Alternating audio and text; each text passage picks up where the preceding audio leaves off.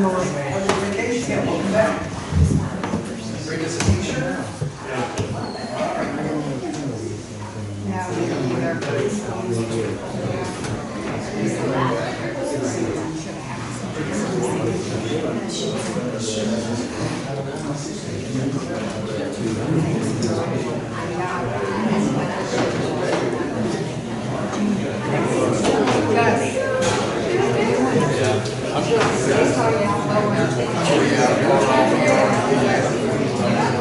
Did you ever talk to your nephew?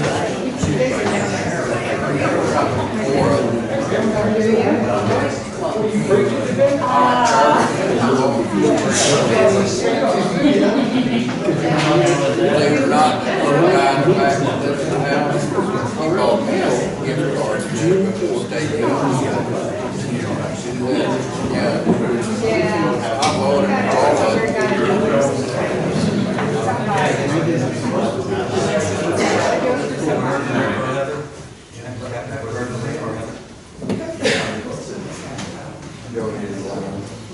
My apologies, everyone. We've got 2 commissioners still yet to arrive. So I normally try and start on time. It's 4 o'clock straight up, but we'll wait until they get here, I hope.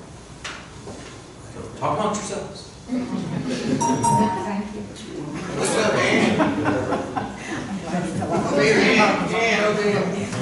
Thank you.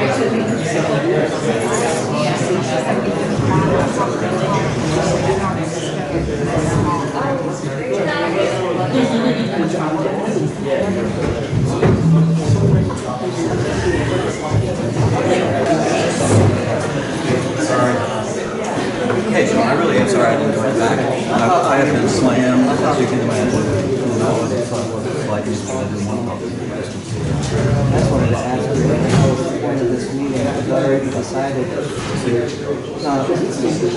Yes, we did. Yeah, man, this isn't for me. I hope you were left out, or what? I can't talk to you. Hi. Didn't want to sleep. Appreciate you being here.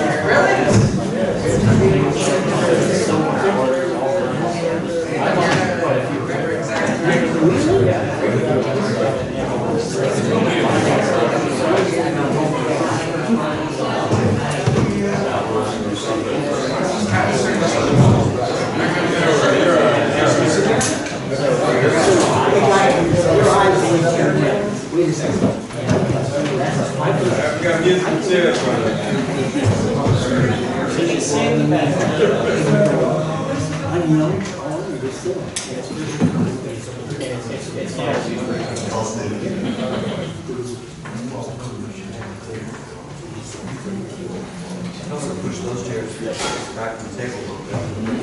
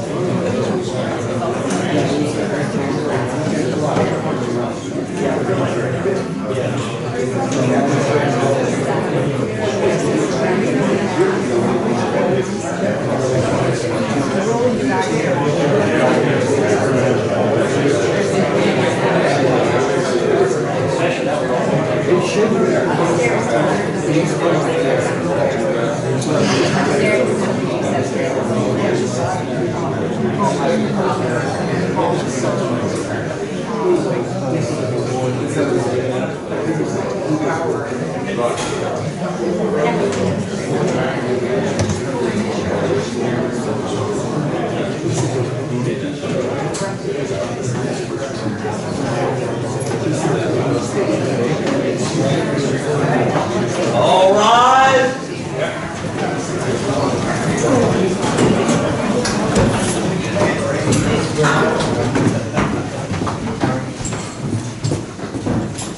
The commission is here. Thank you, sir. Thank you. Have you started the recording? Not yet. Good afternoon, everybody. It is 4:10, June 12th, 2023, and I've called a special meeting of the City Commission, and I appreciate you all being here. I don't think it's going to be quite as interesting as half of y'all think, but I appreciate your interest in the city and how important this may end up being. For now, let's start the meeting with a prayer. Buddy, I have not asked you in advance, and I always try and do that, but would you lead us in prayer? Thank you. Kind and gracious Heavenly Father, we thank you, Lord, for the gathering of this group today. We thank you, Lord, for the interest we have in the city of Lake Helen. We thank you, Lord, for each and every one in attendance here. We just ask, Lord, that we all remain civil and calm and give what we can to this great city. We ask these things in Jesus' name, amen. Amen. Through the pledge. I pledge allegiance to the flag of the United States of America and to the republic for which it stands, one nation, under God, indivisible, with liberty and justice for all.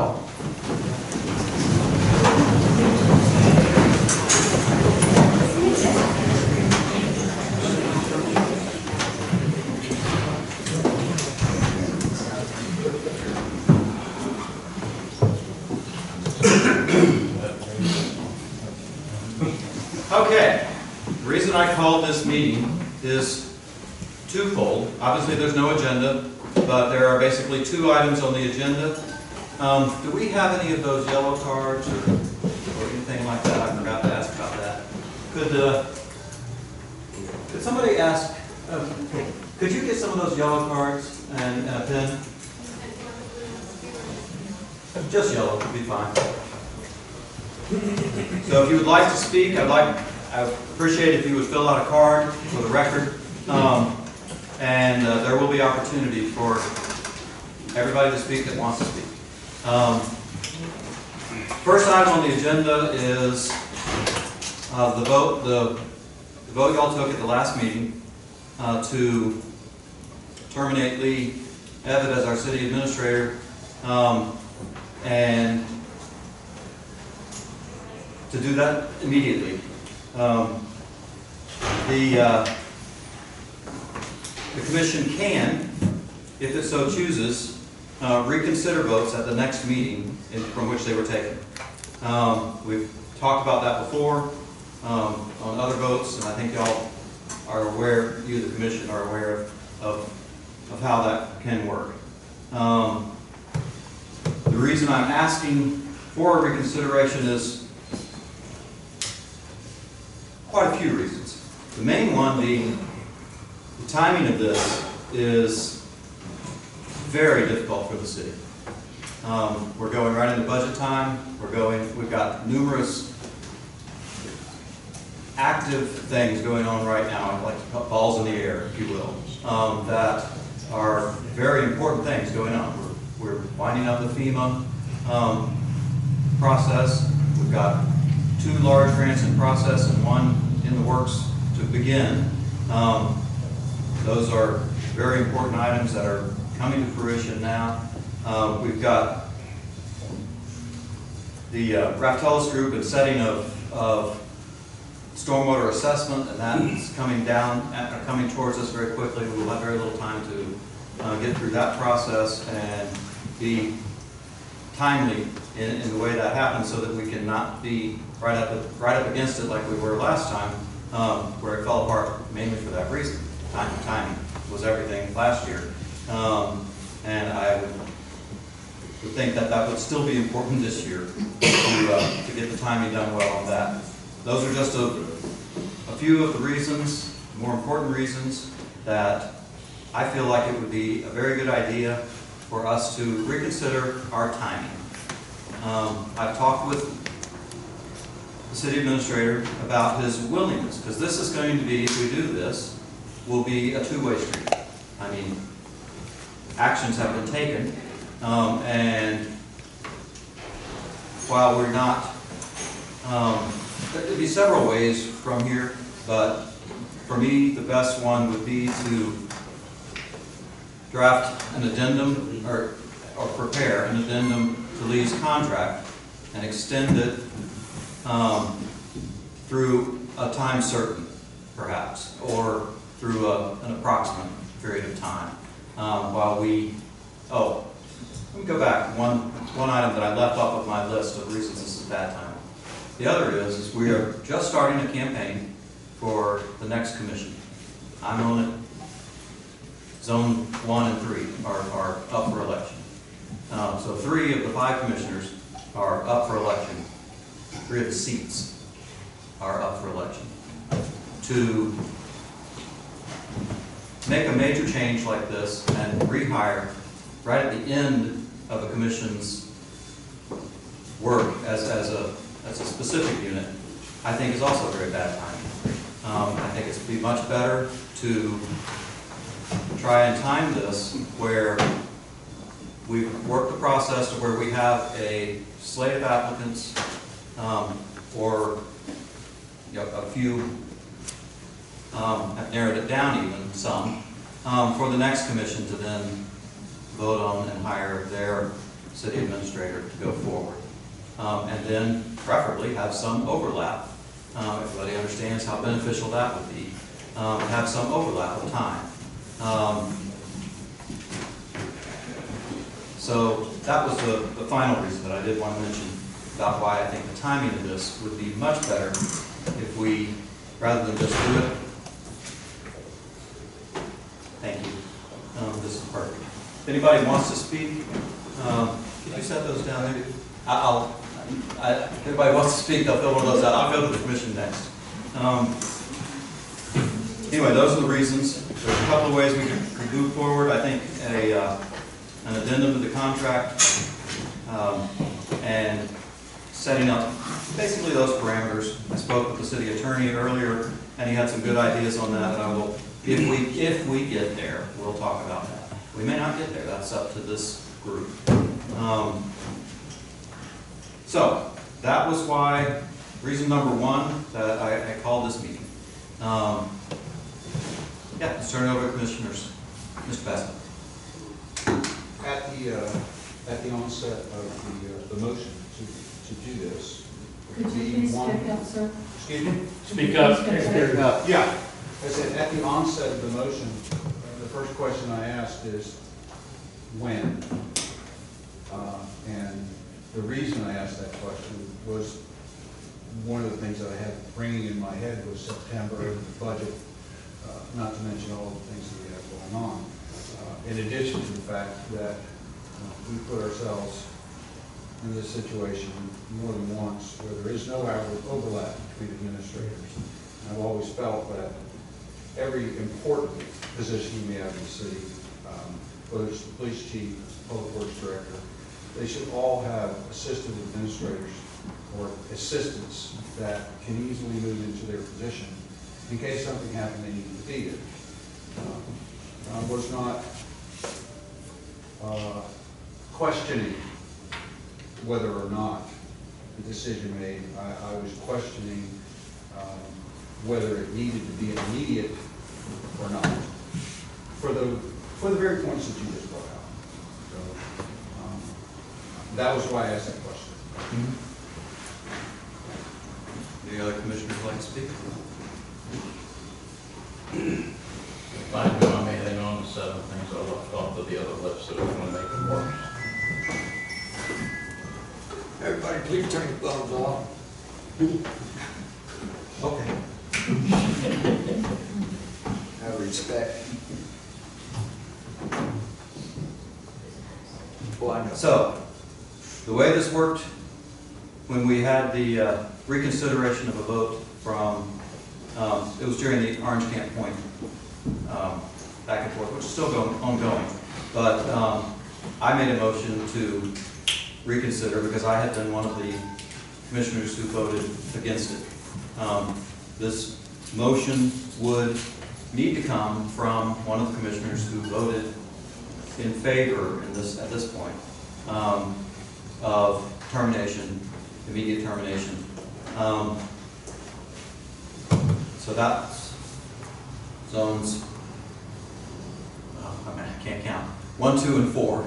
Zones 1, 2, and 4 voted in favor, at best I can tell. Would any of you three like to make a motion to reconsider the timing and the process? I make a motion that we reconsider the timing and the process, because I've gotten a lot of phone calls from other prior mayors and commissioners, and they gave me a whole new perspective, and it's not a good timing with budget constraints and everything. Just how I feel. I've spoken with Lee, and he's willing to give a date of when he would be willing to leave, and I'm happy with that, so I will make that motion. What is that? I make a motion that we reconsider the vote to fire Lee Evan at this time and put in place an exit strategy, as you would, if you will. Flip-flopper. I'll second. Thank you. I have a motion and a second. Scott, could I ask you to, when we were speaking earlier, you said something along the lines of preparing an addendum to Lee's contract, or how would you word that? I'd like to put that into this motion if we could, if we can figure out the best wording. Well, we would set a retirement date that Lee would pick, and that was mutually agreed upon by the parties. It could be a date, or it could be tied to the obtaining of a new city administrator, somewhere in that time frame. But I think what would be important is to make sure that if we didn't get to the end of the retirement date, and then Lee changed his mind and didn't retire, that we have a provision there that if he doesn't retire, we can terminate him with no severance. You know, just kind of looking at the math in my head, unless this condition was defined, misconduct as defined under the agreement, which we may talk about later, you're going to pay 20 weeks of severance. If Lee was to work through, say, January, plus you got 15 days of working under the contract with the notice provision, you're going to pay 20 weeks and get no work, or you're going to pay 26 weeks and he's going to work. So, he's already here. So you got, you're going to, unless you qualify for misconduct, the conduct, you all make a determination, and most likely if it's upheld by the court, then you wouldn't have to pay severance. But otherwise, you would have to pay severance, which is 20 weeks, and that's just payment to them with no services being provided. So what you can do is say, if you don't retire on the day you say, then we can terminate you with no severance. So we don't have another 20 weeks after he works the additional one. I haven't spoken with you yet in this meeting. Would you like to add anything, and does this sound agreeable to you? I want to say two things. First of all, nobody wants to work for somebody who doesn't want them to work for them. And that includes me. So if you don't want me here, that's fine. Bye. Thank you. I'm sorry, let's not have any outbursts in the room. It's a small room, we've got a lot of people. I would appreciate a level of respect for the commission. The other point is what I did discuss with Scott this morning, and that's agreeable to me, that particular process he outlined. And I want to emphasize that there is a tremendous amount of things, there's work going on right now that really would be to the detriment of the city if I was not here to assist in the process. I'm the one that has submitted all the loan applications for this. I'm the one who is working on the assessments. just a number of things, union negotiations, you didn't mention another one, that to me, and just need to be followed through professionally. You get a brand new person in here, yes, they're going to be hopefully an experienced city administrator, but they have no clue, except reading from the papers that I will read for them, what is going on, what's happening. And that just, no matter how good they are, it just doesn't bode well for the community. So that's another notion that I can pass on to you, that I'd be happy to accept whatever the commission comes up with. Thank you. And let me add to one, let me say one thing, then I'll turn to you. Normally, or typically, in most cities, which are mostly bigger than us, the city administrator is largely, his functions are simply are directing the employees to need them. We've got a 4-person city hall here, of whom he is one of the 4, and he does a lot of the actual work of these applications and processes. So it's, his function here is much deeper than it would be in a more ceremonial sense, if you will, at many other cities. So that is a very important point. Roger, over to you. I'm just going to reinforce my statement that I made at the June 8th meeting I wouldn't mind if we went through those one by one. by adding the following comments to it. Previous test was presented at the Lake County Commission meeting on June 8, 2023. The following test is information I did intend to attach to my statement. The ECHO grant for the Creative Arts Center became an issue, and Lee Evatt apparently did not present an effective defense for the city. And instead it appeared that the ECHO board became perturbed with Lake Helen recommending that Lake Helen should repay the ECHO grant. Lee Evatt's presentation even seemed to undermine the jump station's attempt to bring the CAC back to what it was built for. The canceling of the ECHO tour of the building was a big lead weight anchoring the ECHO board's recommendation. Labor unions have been growing in Florida for a number of years. This is mainly due to the right to work legislation and abuses being set by companies and government agencies against employees. Lee Evatt and our negotiating attorney appear to have been negotiating with an iron fist mafia don approach. Our police officer found it necessary to join a union and negotiate a contract due to events that have occurred in the past. They felt that they needed legal protection to do their jobs and advance their career. Our department is not the best in some eyes, and they need training in many fields. Our officers are underpaid. A 3-year officer is making less per hour than the newest public works employee. An example of contract negotiations, the labor members bring in about 100 items to the panel with the hope of receiving about 50. Sometimes they receive more, most of the time they receive slightly less. With an iron fist approach and the threat of an impasse, a special master is employed to recommend the contract content. The labor members usually give up more to at least have a contract. This approach does not give a fair advantage and establishes discontent, and is always a way to remove a department from existence. Engineer reviews. Many times Lee has relied on the engineer to present presentations of projects to the commission, sometimes multiple times. An example of this is Melissa Park. Lee Evatt had 3 or more final concepts drawn up and presented by the engineer. This may have been due to his lack of proper communications and meetings with neighborhood to find out exactly what they wanted and listening to the wrong group. By the time it was divided up into phases and the cost of the original trolley ground had more than doubled. There are other projects presented that would move a problem from one location to another, and part of the recommendations would make other parts of the project unnecessary. All of these cause unneeded payments to the city engineer.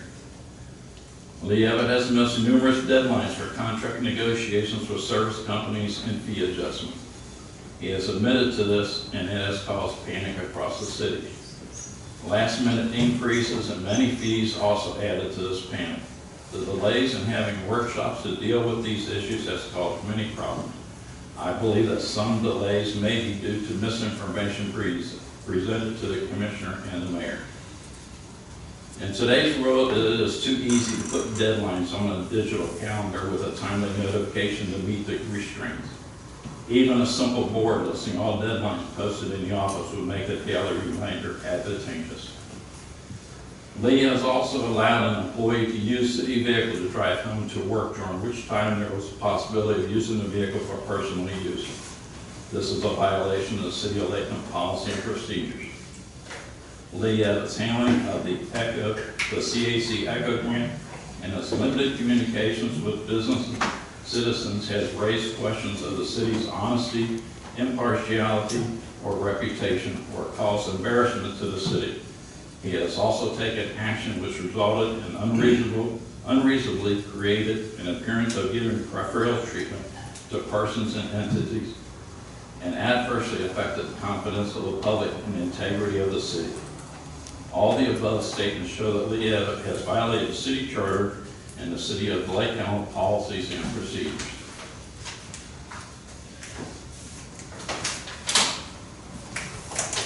And that's what I'm turning in.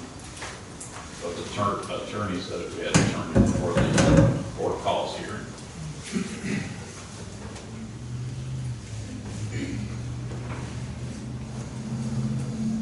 Well, I'll fill the void. Well, Please do. Well, one second. I'm trying to behave. I want to jump in and address all of these, but I want every commissioner to have a chance to speak. Heather, did you want to? You're the last one who hasn't spoken first. Yeah. You don't have to, but. I don't think I have anything that will add value to this conversation. I would like to hear how the public feels about this, because I understand both sides of the argument and the implications of that. But I would very much like to hear the people that we represent. I want to hear them as well, but, Because their okay. voice is the one that I want to vote with today. I understand. Two things to that. Letting the crowd that shows up and whoever hollers loudest carry the day, I think is bad governance. I think our job as a representative body of people is to talk these things over and make the best informed choice that we can. Absolutely. We need to listen and we need to hear the ideas and weigh those things in. We've had a weekend to talk with some people as well, but we have a lot of other voices here too. Yeah, and everybody, like I said, I want everybody to be heard, but that's my one concern with kind of the way that sounded. You may not have meant it that way, but that was my concern, that I don't want us to turn into a who speaks last or who speaks loudest. We are the ones who are elected to make this decision. Rick, back to you. I was going to just say, Roger said a lot of things that there's truth in them. But what there is direct proof that Leah is personally responsible for the end result of all of it. And I really do not wish to sit here and go through a whole list of things and belabor and argue this, that, and the next thing about who's responsible, how much was he responsible, et cetera, et cetera. I would just as soon look at the big picture and just say, all right, there's things that need to be done in this city. And he's in a better position to help us through those than anyone else is at this moment. This isn't about whether we should go or not go. This is about when he should go or not go. And people need to maintain that sense of clarity, because none of us sitting in this room know better what needs to happen than Lee does. He's integrally involved with it. Now, with that said, you know, I like the November deadline. That's what I like. It's a turnover of a new commission. Yeah, there's some other deadlines in there, but there'll always be deadlines in. So for a sense of cleanliness, that seems to be the best time for it. And I don't see any value in sitting here and ripping Roger apart for the things that he's saying. I don't see any value sitting here and ripping Lee apart, okay? We know the end is here. We just need to take a finite day that's in the best interest of everyone in this room. I didn't hear the comment. I don't need to. Were you raising your hand to speak, or were you just gesturing? Okay. I haven't received any yellow cards, but I know there are people here who want to speak. So if you would come up to the table, fill out a yellow card. I see Commissioner Burton coming to the table.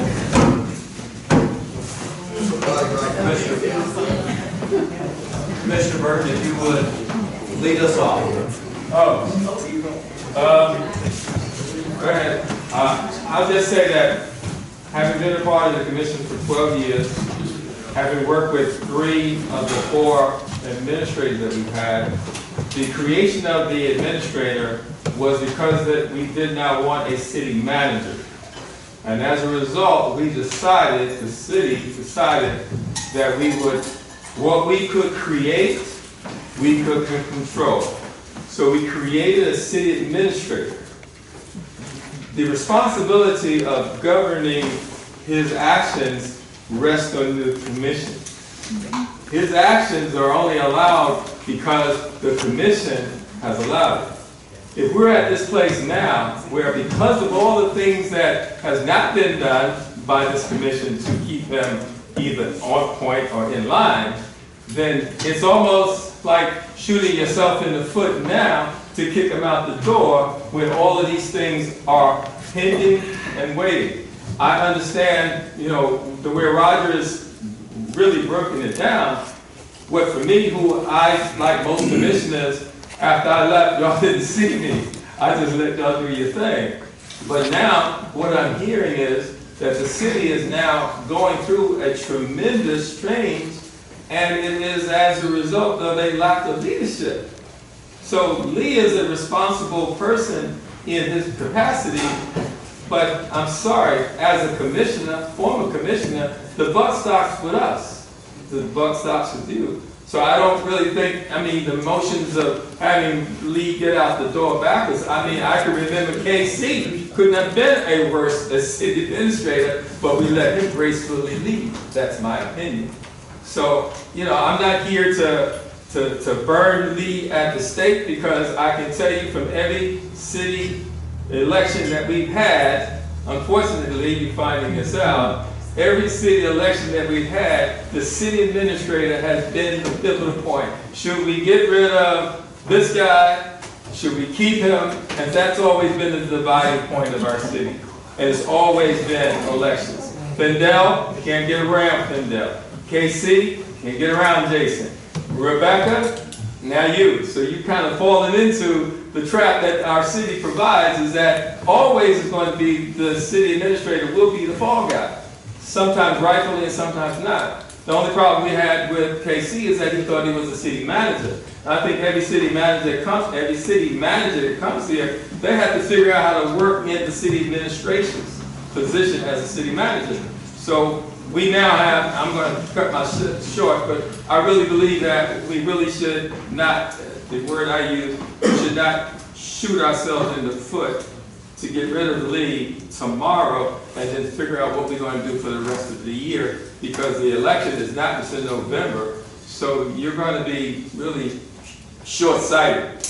And I think Lee would be in a better, anybody in his position would be in a better position to have an exit strategy that would benefit the city, as well as making arrangements that would not negatively impact what we got going on. That's my opinion. Thank you. I'm going to start with former commissioners and mayors. Buddy, I think you're the only former mayor here who wants to speak, so I should have started with you, but I'll turn the floor over to you next, if you would. Just a few things to say. The charter of the city of Lake Ellen narrowly defines the responsibilities of the city commission. Two of those things, the most critical and the most important, are the hiring and the firing of personnel. And usually, that is done as an entire group. I felt really insulted that y'all literally, figuratively, punched the mayor in the face or in the gut. To make a decision of that magnitude that was not agended, and to put the mayor in that position to where he had no input whatsoever. And this should have been a collective decision. Y'all were not out of wisdom in thinking through this, but out of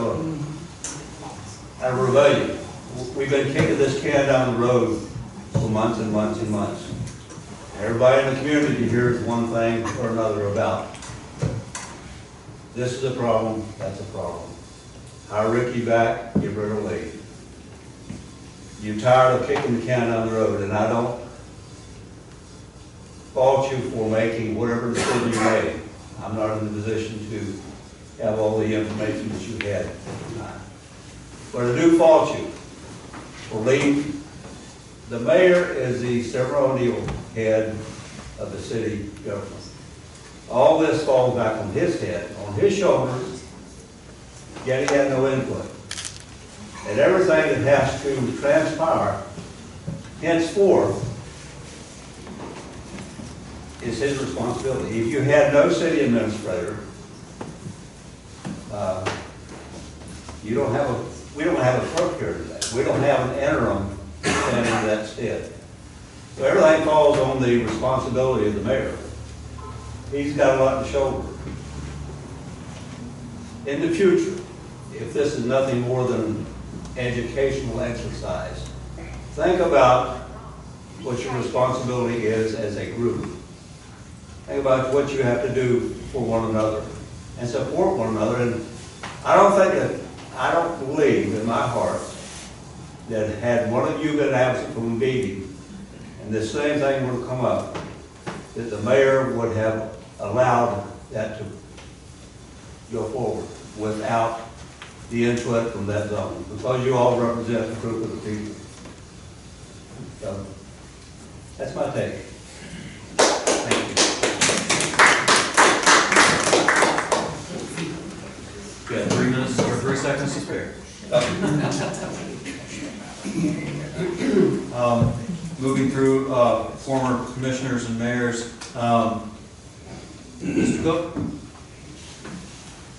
Thank you, Mayor. I just have a question to ask that gentleman sitting down at the end of the table, who happens to be our lawyer. Okay. The word fire, to me, after being in business for so many years, the word fire is kind of harsh for me, especially when you look at the person that we're talking about. Here's a man that's got a reputation, has done a lot of good things for the city. He's not perfect, nobody's perfect, but I do not like the word fire. Scott, my question is you. He has a contract, doesn't he? Why couldn't we just put this into, instead of firing him, cancel his contract? Or you tell me which is the best way to handle it without saying fire. I don't like the word fire. I believe that was the motion. That was the motion. To terminate his contract. Well, it was just said before about fire. No, but what the actual motion was, Thursday night, was to terminate his contract. Okay. And the contract provides, so everybody knows, it allows the commission to, a majority of the commission, to terminate the contract at any time without cause. They don't have to have a reason. The majority of them say we no longer want the administrator here, they have the right to terminate. The next step in the process, and under contract, he's entitled to severance. The next step is, if you think that his conduct has risen to a certain level, and I'll tell you what that is in a second, then you can do what's called a for-cause hearing and try to terminate him for cause. Now cause, there's basically 2 definitions of cause in our contract. The first one, when I write the contract, I like to make it very, very objective. And there's a provision in there that if he was found guilty of violating any law or ethics laws by the Ethics Commission, then the commission can terminate him for cause and not pay severance. And that's, we don't have to make the decision, did he, commit a crime or did he violate the ethics third parties that make that decision, and we just say, hey, they made that ruling, so now we can terminate for cause and not pay severance. That's not an issue here.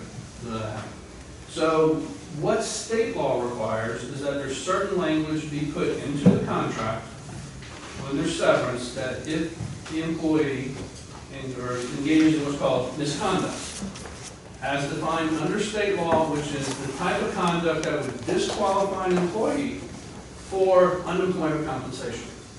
And that we have to put that into our contract, and if that's the case, then if that type of conduct occurs, and that's found upheld by court it's challenged, then we don't have to pay severance. Unemployment, I don't know if anybody's gone to trying to prevent an employee from getting unemployment compensation. It's not just that it's a bad employee. Employee didn't do a good job, he performed poorly, because most people don't terminate good employees. Most people do terminate underperforming employees, people who didn't do a good job. And the purpose of unemployment compensation is to provide a benefit for those employees. So just because there's a reason to terminate leave his contract, because he's just not doing as good as we thought he should, or something like that, that's not good enough. You've got to rise to a higher level of conduct. And I've shared it with the commission, and I'll just kind of read it so everybody can hear it. And this is language, things I've sent to the commission for them to review, because we have to show that basically Lee would not be entitled to unemployment compensation if he was an employee and he was asking for it, for us to be able to terminate the contract and not pay severance. What has to be found is, so it says thus, an unsatisfactory performance without the showing of willful and wanton disregard of an employer's interest, or carelessness or negligence of such a degree or reoccurrence as to manifest culpability, wrongful intent, or evil design, or to show an intentional and substantial disregard of the employer's interest or the employee's duties. Absent show this is not misconduct that will disqualify an employee for unemployment benefits. So if you don't show that, then the reason you don't get to the point of misconduct per state law, and we aren't able to terminate without severance. So we have, as we sit right here today, we had terminated his contract, and they have set the for-cause hearing, I believe, for June 29th. Correct. Yeah. To go through. And that is, whether or not what happens at that June 29th hearing, we have to wait to see. Do they have to have a for-cause hearing? No. They don't have to. They can just say, we're terminating you without cause, here's your severance, go on, we don't want to fight with you. But we're having a for-cause hearing set for June 29th, and at that time, the commission, they have to, as Roger indicated, they're going to prepare, each one can prepare a list of issues. Somebody will assemble those, present those to Lee 7 days before that hearing, and then Lee will be given the opportunity to respond to those issues only. Can't raise any other issues. Public can't come in and say, hey, what about this or that? No, it's what the commission presents and Lee responds to, and then they decide whether or not that qualifies as misconduct. As I generally said, there's a lot of case law on interpreting whether an employee has engaged in misconduct to disqualify someone from unemployment compensation. At that point, then, if the commission was to say that we think that's misconduct, and Lee then has the option of accepting that determination or appealing it to court. He could always take it to court and go further. That's Lee's decision. But that's kind of where we sit right now, before the motion that was made before. That's where we sit right now. So, I know that's an awful long explanation to your question, but we didn't fire, the word fire, I don't even think it was used Thursday night, to my recollection. Well, it's been used all over. Well, the term, everybody said it was fired. Well, it might be viewed as semantics, but in terms of the motion Roger made, correct me if I'm wrong, Roger, wasn't it to terminate his contract? Yes. That was his motion, was to terminate the contract, and that's appropriate now. You may interpret that as firing, it has the effect of firing, I know. So, but the motion was to terminate the contract, and that's the appropriate motion. And I just feel one thing that really, the man, as far as I'm concerned, has done nothing wrong. You understand? Nowhere, does it say he did anything wrong. It's just maybe some of the things that he didn't do. And I want to make sure I bring that out too. So, thank you. And I would say a lot of these comments, like yours, anybody else who wants to share that kind of information, you can more than welcome to share here today. But also the 29th is, if we have that hearing, on the schedule, Yes. that would really be the appropriate time to say, okay, what did Lee do wrong, and does it rise to that level I just generally described to you? And actually, prior to that, the commissioners would be submitting, with 7 days prior to that hearing, All their issues. all their issues. So if you would speak with your zone commissioner and have them submit that, that would be the process for that. Because those will be assembled, maybe by me, maybe by other staff member, we'll talk about that. But those will be assembled and given to Lee, and then Lee would have the 7 days to prepare a response to all this. No new issues can come up once we get past that 7 days. Like, the public can't come to that June 29th hearing and say, well, y'all didn't talk about this, and this. No, we can't do that. It's only what the commission submits in, and we present to the city, and we present to them. No, I do understand that, and I remember what you had said about, Roger has said this, said that, said this, but he has never sent a letter or followed up like you said he had to do. But my thing is, I think this was all kind of pushed too fast. It should have been discussed, and then from that on, then have our meeting, Right, but. and then move on from there. Just Go ahead. for clarification, Go ahead. it's, June 21st is the deadline for giving the information to Lee. So the letters, the list that I asked for all the commissioners to present that time has not come yet. So they have, anytime before June 21st, if we're going down this path, I want to give that information to Lee by the 21st, so it's well within 7 days before, well outside of 7 days before that meeting. So Rogers, he's not required to have given it to me. I think he was talking about the last time it came up.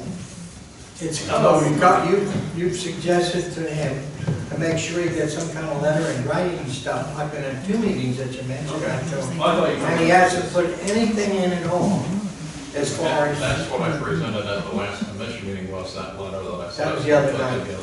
Yeah. That was the other night, but you haven't No, done it. And I've got a new one, and I've got a new one right here. Okay, So yes, it has been done. all right, thank you, Scott. No problem. In Roger's defense, it's been clear for probably 6 months anyway, if not longer, that he was moving in this direction to do this. But he's never put anything in writing. Yes, it has, twice now. Last week. Well, that's why I got it done. We don't need to get bogged down in this. Thank you, You're welcome. Mr. Cook. Kelly Frasca? Respectfully, I'd like the citizens to be able to speak first. I'd like to hear their Okay. voices too. Okay. Linda Otto? Well, respectfully, I'm gonna take my turn.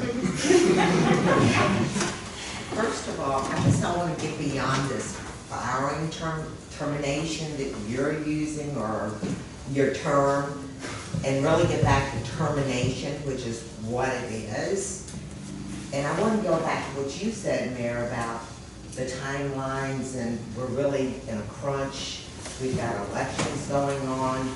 I know we've got people out there that are already putting up signs, and they haven't been able to file, and they're doing petitions. I don't quite understand why we would, number one, have Dominique. I mean, I come from a large corporation. People look at the calendars. What's important? Who leaves when? Can you leave on, the 4th of July? Yeah, maybe. But when you're in an election cycle, everybody goes out of town, and there's no one here to help. Unfortunately, I came in and we helped them today with Charlene's help. It's kind of sad, but I want to get back to, People can't control them. sure they can. Really? Absolutely. Okay. Yeah, the boss can look at the calendar and go, Oh, this is budget time, you've got to freeze your time. But if you have a dying family member, that's supposed to go Well, out. there's a death, but then it's up to the boss to put someone in that We position. don't have the people to put in that Then position. you need to find someone, so that really kind of, puts a damper on it. If Mr. Pardon? Death will do that, put a damper on things. I'm sorry, it was a little humor. I tend to get humorous when I. Yeah, I just on three this week, so No, I'm I'm sorry. like, I'm sorry. I really want to know about the contract. If Lee should leave on this, and I guess I should be looking at you on this, on a date certain, November, I believe, Commissioner Basso said, November sounds good. He receives a severance pay. No. No. No. The severance, the way the contract's written right now, the only, if Lee is terminated for cause by the city, or if Lee quits, resigns, retires, whatever, there's no severance. There's only severance if the city terminates without cause. Right. Now, what was discussed was, do we want to work out an amendment or addendum to his employment That's what I want to contract? talk about. Right, that would say, okay, Lee, we're not terminating you now, but you've agreed that you will retire on this date. And Exactly. we will make it clear that if you don't retire, the city has the right to terminate you for not carrying through this agreement, and we owe you no severance. Right. Agree, and Lee's agreed. And that's what I want to talk about, because obviously we're staying in the contract right now that he's currently in. But if you amend it, and then it's time, date certain for him to leave, and he doesn't leave on that date certain date, whatever you've chosen, then that's when you're going to be paying a severance pay or no? We would be able to terminate him at that time. And, Because, well, it wouldn't matter at that point, we're able to terminate him, and he won't get severance. That is like for cause, but we're basically saying if with this concept of the addendum, you're gonna work to whatever date that is, and on that date, you're leaving. You're gonna retire. And if you don't, we're gonna fire you, and we're not paying severance. It's gonna be crystal clear, that's the date you're gonna end. so what point would he receive severance? He's not gonna get severance. He's only gonna get severance if he's trying to do that scenario. Okay. In that So scenario, if you're amending the contract, there will be no severance pay regardless. Exactly. The purpose of the addendum is to get to an issue where, say, we agree, say, okay, Lee, we're not gonna terminate you now, we're gonna let you work through November 1st, then you're gonna retire.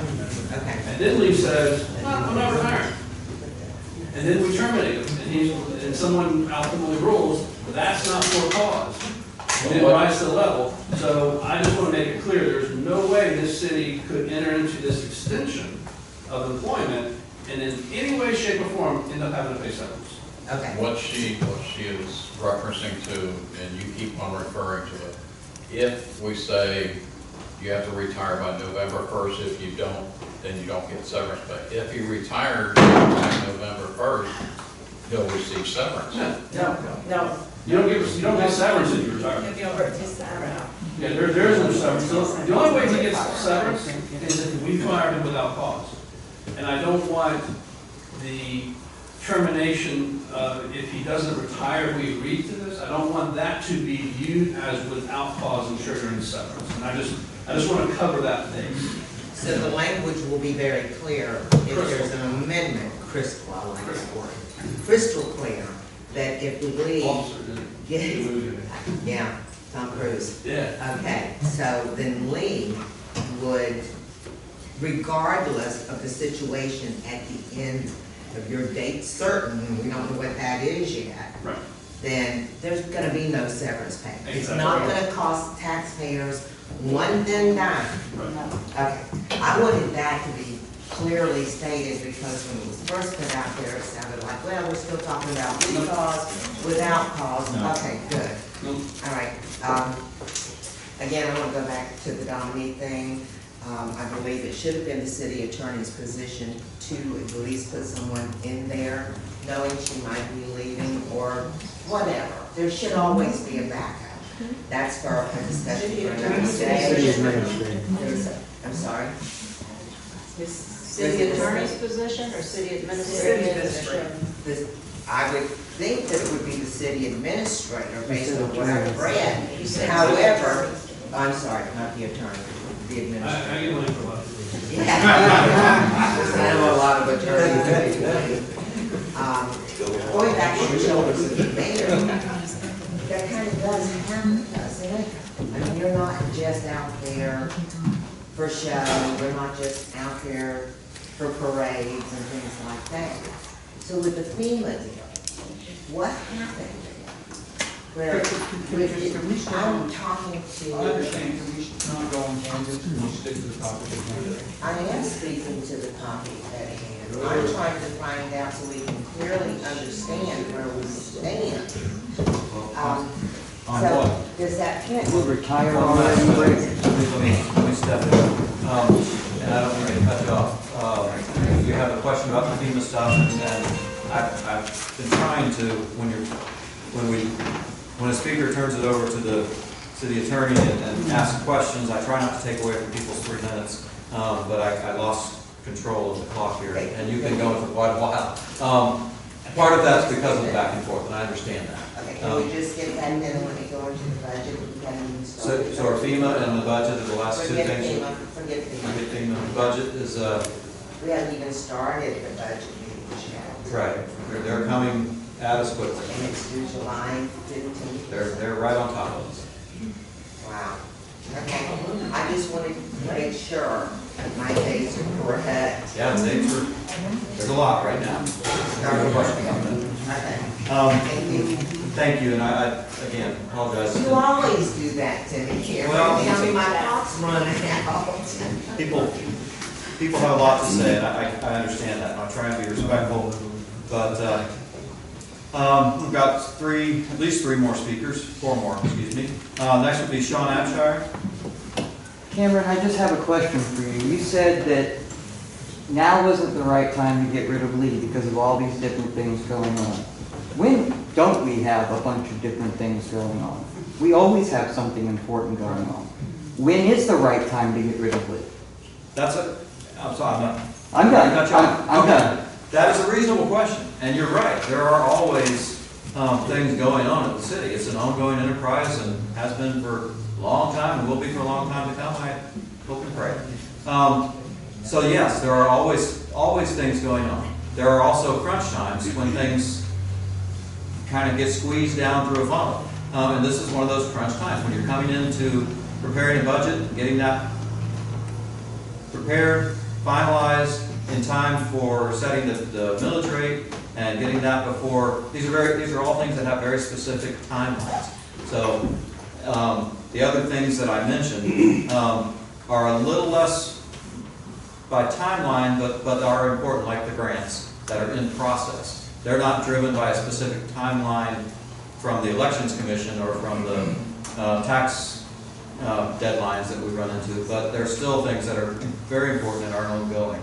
So I think right now is a specifically difficult time for the reasons I outlined. I really do think that this is a particularly bad time. And there are better times, and I think that does happen around, it starts to loosen up around October, November, and then we can maybe have a smooth transition time. If like I outlined, if the new commission hires and a replacement, we can have a smooth transition with some overlap, which would be extremely valuable. We have neglected to have that in the past, and many things have fallen through the gaps because of that. We've had quite a few things that have happened bad for the city because of a lack of smooth turnover. Now, you just said October, November would be a good time. You were mayor last October when we had a hurricane blow through here. So what happens if we have a hurricane blow through in October this year? Is it still a good time to get rid of them? Or is that a bad time? My point is there's always something going on. So there is no good time to do this. You have to do it at some point in time. There's never a good time. So why not now? Why not just get rid of them now when there's the opportunity? I understand your point, and I appreciate You're having made it. That's You're a what great it's about. politician, Cameron, because you can never answer a question. I spent about 20 minutes answering that exact question. And if you didn't understand it, I'm sorry. Excuse me? You are an arrogant son of a bitch, I swear. I tried. I really did, Sean. I tried. That's exactly what I was addressing the entire time. I'm not trying to be a son of a bitch. I'm trying to. I said arrogant. Oh, I'm not trying to be an arrogant son of a bitch either. I'm trying to make my points and make it clear. My apologies. And that 3 minutes is done. Next will be Harold Webb. Most of my questions have been already addressed here, but one that does bother me somewhat is, it sounds like the new commission, are they going to be able to overturn this? Lee has to stay in the government. That's the question. You want me to answer, or do you? Yes, I want Okay. to answer. The reality is like the city attorney said earlier, at any moment in time, if we don't like the city administrator's sideburns, we can terminate his contract. It's really that free. We can do at any time. Actually, he doesn't mean that. But Let me handle this. No is the answer. Because If there's an addendum that Because the says contract will he needs say no. to resign, he has to resign. Thank you. Oh, I Does see he what have you're any saying. time left on his, does he have any time left on his Sure. 3 minutes? yes, Okay, I have one thing. yes, I'm 2 gonna whole pick up minutes. kind of where he left off. My question is, I worked in state government for 30 years. We didn't wait till the last minute to start preparing our budget. Our budget was due July 1st. We started in March. That's right. Where is all the time? Why are we always in a crisis mode here anymore? Well, we're With the budget, okay. with contracts, with everything. It just seems like everything we do is done at the last minute in a crisis mode. Well, my answer to that question is, you started in March for a budget that was due in July. Mm-hmm. Our budget's not due October 1st. So you got August, September, October, 3 months. So we go from March, April, May, June. We're starting right now. Well, That's consistent with what you do. yeah, but we took and we had committee meetings, we had everything that, we had to deal with thousands of people. We didn't deal with a city. I understand, but. I should say March, our committee Understand. meeting started in March. Everybody submitted their budget stuff way before March. And then we took and put it into some sort of facsimile that you can understand and put it in for the legislature to approve. I'm just saying, we're 3 months behind the state. As far as the calendar goes. Well, I realize that. All I'm saying is we're always, you were the ones that said, we can't do anything because of the budget. I didn't say we couldn't do anything because of the budget. I said it's not a good time because of the budget. We have started the process. There have been emails going back and forth from the city administrator to the finance director. The process has begun, and we're working on it in a timely manner. We're not at a crisis all of a sudden, we've got to get it done by next week. That's not where we are. We're just starting the budget process. We have to have meetings with the commission. The city administrator has to have meetings with department heads before that to prepare what they're going to present to us, and they are in that process. So we're not in a crisis as far as we're up against a calendar right now. We're in a crisis if we fire the person who is starting the process right now and start the beginning of the process with a new leader who doesn't know any of the needs of the city. Well, you don't think your department heads can pick up with what they're needing? They're the ones who take and submit it in, and then what happens with this? I don't know the process, but once the department heads submit their request for their budget, what happens to it? I don't want to explain the entire process. Let me try and answer it because this way. Last year, when we went through the budget process, the first full budget process I went through, every meeting that was scheduled in a timely manner. All of the presentations that were made by staff to the commission were complete. We had all the information we needed, having started from department heads and worked their way up, and making it to the commission. We had everything we needed in a timely manner, very professional. We had time to make adjustments that we saw fit and have discussion as to how that would affect things. We didn't have to decide right at the last minute. We had discussions as to how changes we offered would affect things. It was a very timely process, and the city administrator marshaled through that. It was done well, and what I'm saying is if we change horses in the middle of the stream here, it would muddy that process dramatically this year. That's what I'm saying. We're not up against it all of a sudden. We're right here because this is where we are now. Okay, I'm gonna just put this one other way and then let's sit down. Okay. You're saying you get the stuff from the department head, the commission puts it together, or reviews it. The city administrator gets the stuff from his department heads, prepares a budget, and he, along with the finance director, prepare a budget. And that is brought, a proposed budget, I should say. That's brought to the commission. We bring in things that we want to see on that budget or not want to see on it. And that gets massaged and moved around. We have time to do that.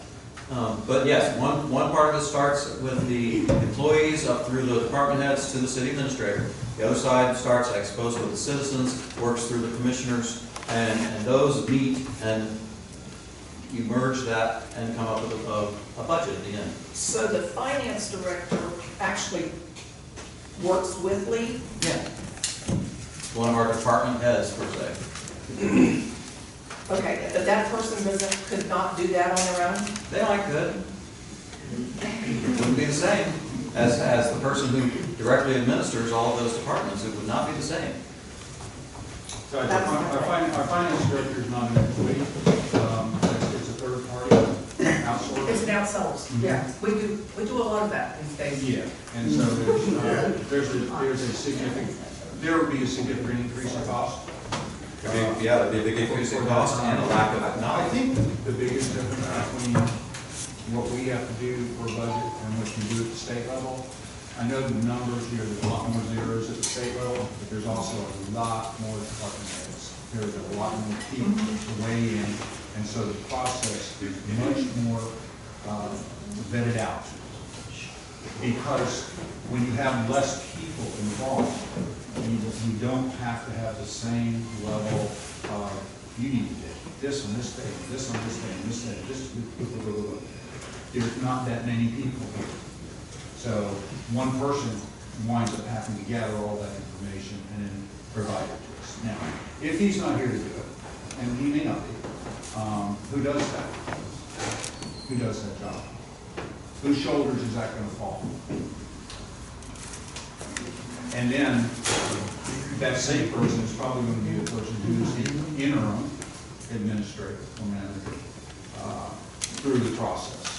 And if people aren't happy with the way that she's doing the budget job, then there's more pressure put on that person in that position at that moment. And can we afford to lose an assistant city administrator in the midst of all of what we're going on after we lose an administrator? I'm just saying, I think if you look at the trickle down and how it will fall out, I'm concerned that we're going to leave ourselves extremely vulnerable. Extremely vulnerable. Could it happen? Yeah, it could. Right. I think you're used to the budget processes that fall under the balance up in Leon County. The balance, the people that use the balance approach, they have their progressive municipalities and governments, and they have workshops, budget workshops, about 3 or 4 times a year. Yep. And they go through and sometimes they readjust their current one because of things that come up. And a lot of it is to get ready for the next budget season. And then you got the ones that like to wait behind the 8 ball, which there's very few of them. And then they end up into what we're talking about and what you see here. Next on the list is Ranger. Yes, sir. Don't start till I get I'll give you all. Thank you, all y'all for being here today, because it is an important issue, and everybody's got a voice to speak. I wasn't real happy, excuse me, Mayor, I really wasn't happy when kind of shuttered off the voice of the people, and it's just the board commissioners. Because the board commissioner. I didn't stop anyone. No, you made a comment, and if you look back, whoever's recording it can hear it. The people's voice is so important, because they put y'all there. Don't let any body language start interrupting me, please. And nobody else speak, just give me my quick 3 minutes. Because I am the people's voice. And I have so much respect for all of y'all. We're not all perfect. But when your child goes to school and misbehaves, you discipline him. Your bicycle chain gets rusty, you oil it. If it breaks, you fix it. You don't keep having excuses. My gosh, I've heard all kinds of excuses tonight. All I want y'all to do is, the only way you're going to have strict is with unity. Unity and transparency, honesty, and diligent work. If you're going to find yourself in a crisis, you work harder. You don't just put the t-shirt on with your name, go to the Florida League of Cities parties. You've got to work with the people that put you there. And if your city gets in peril, you get down in the trenches and you dig your way out. And everybody's got to work together. Everybody is smart in their own little way, and it takes more than one person to run a ship. So let's all get together, buckle down, body language, and it's really important that you all work together. It's just really important. But are you paying attention? Yes, I'm Why? You're fidgeting. I am fidgeting because I have extreme hyper.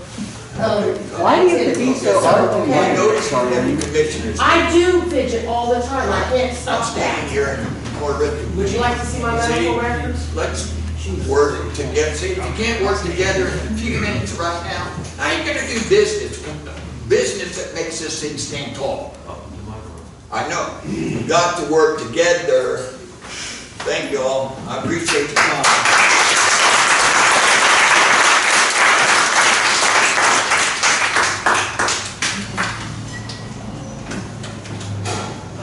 Mayor, I didn't put my name on the list, but can I say something? Before you're finished? Yeah, you'll rise and state your name and address. I'll write it down.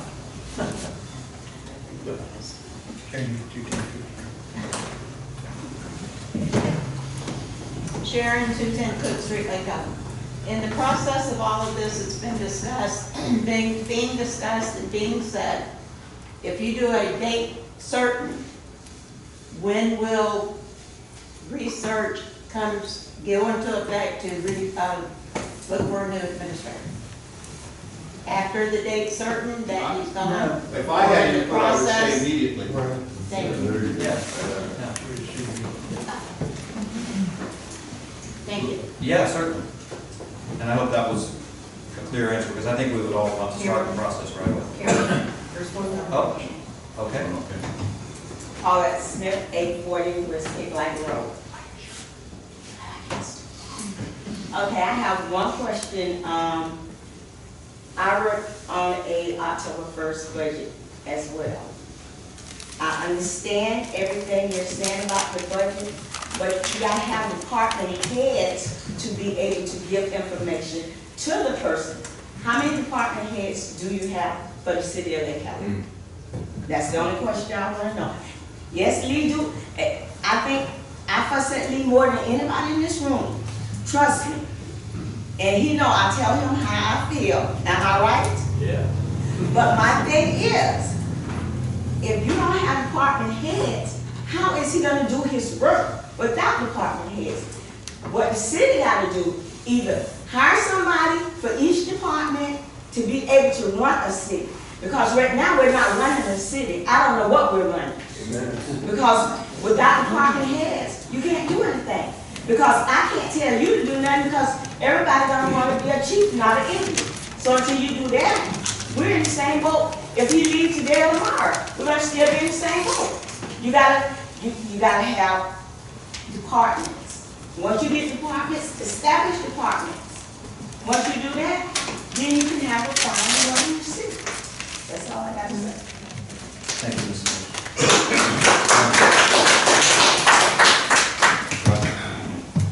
I was gonna say, Sean had it basically right. Excuse me, It's ma'am. never a good time to terminate an employee. There's always gonna be something that's gonna come up that says, no, we can't get rid of this, no, we can't get rid of this. Did that happen when Lee got rid of Rick? No. Rick Wade resigned.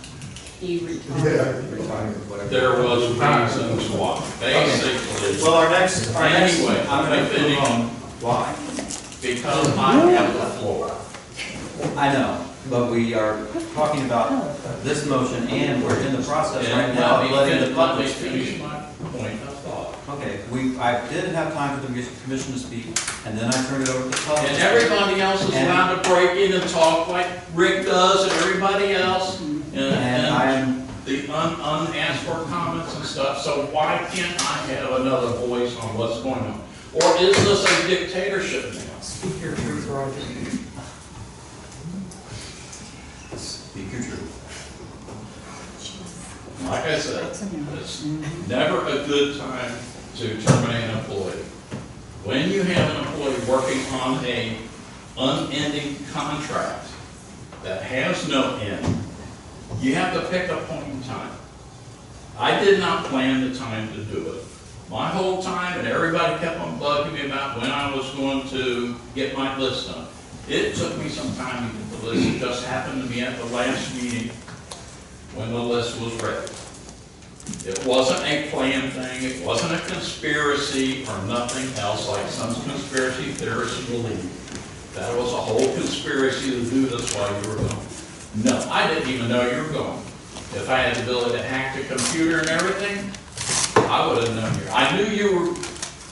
I knew you were gone. Very clear statement at the previous meeting that I would not be here at that I meeting. knew that you And were that I had gone. said, Jen, let me speak now. I had No, said. I didn't. Let You me finish my You statement. directly addressed me and said a falsehood, and I am going to. And I am about to correct it also because I understand that sometimes I do make mistakes on my thoughts.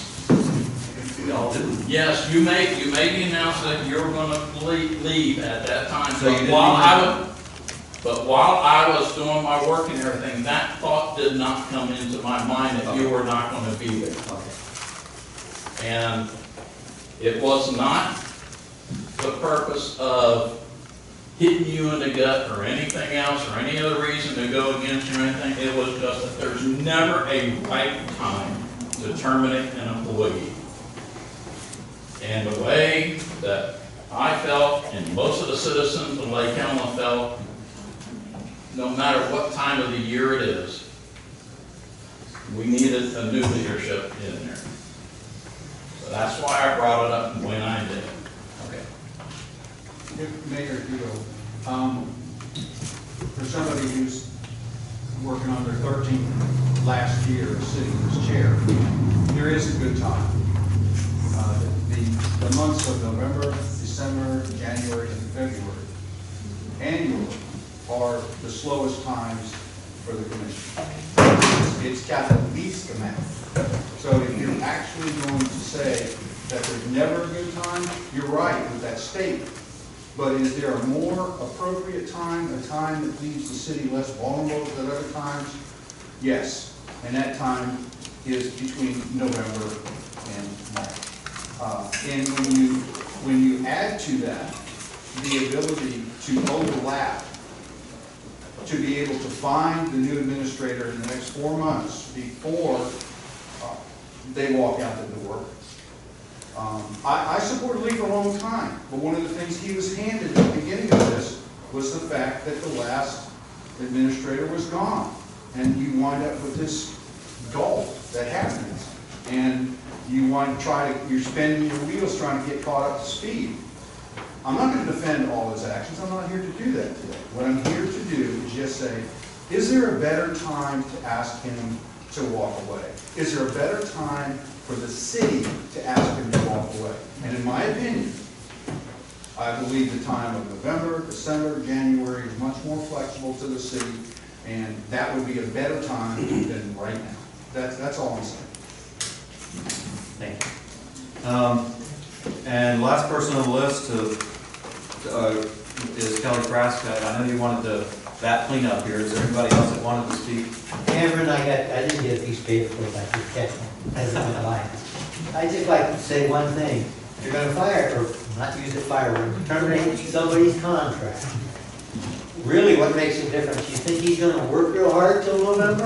If I got fired or terminated, and you said, well, we'd like you to keep on working for 3 months, I'd say, uh-huh, got news. And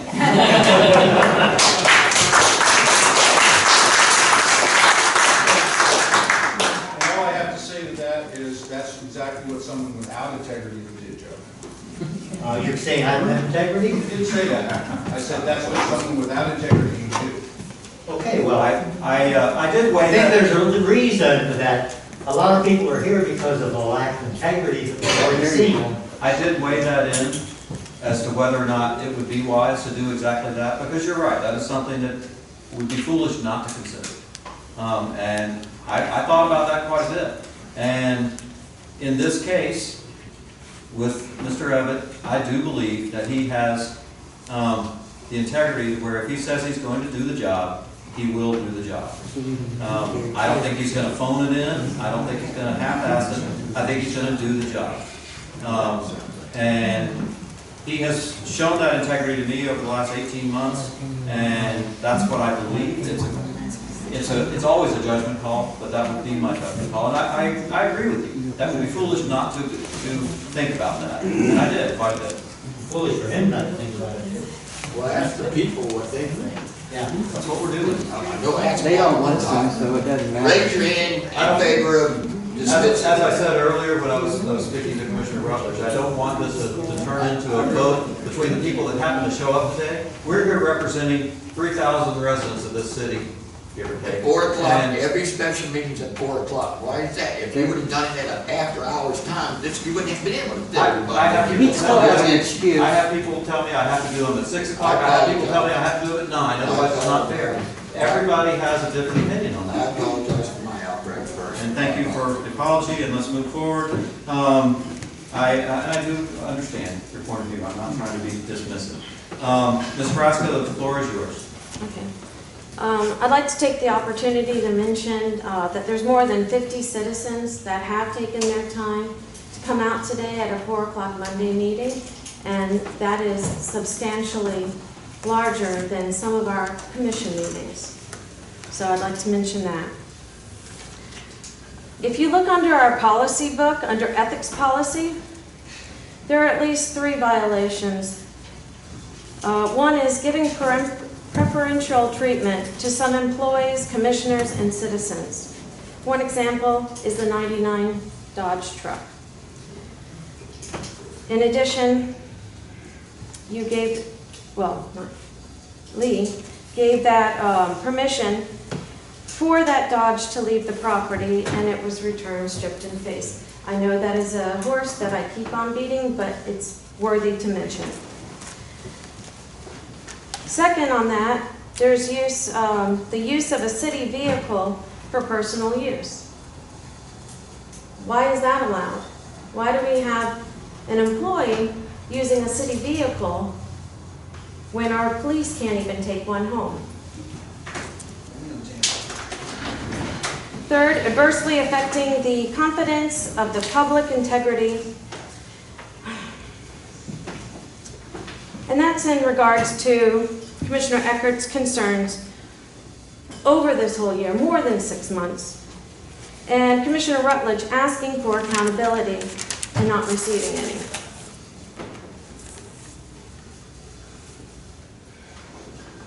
I'd like to say that Lee's management, or rather mismanagement, if we take a look at the trail of employees that have left during his management, and that's a very noticeable number. I don't know if you've counted that up. I haven't, but I know I always see new faces.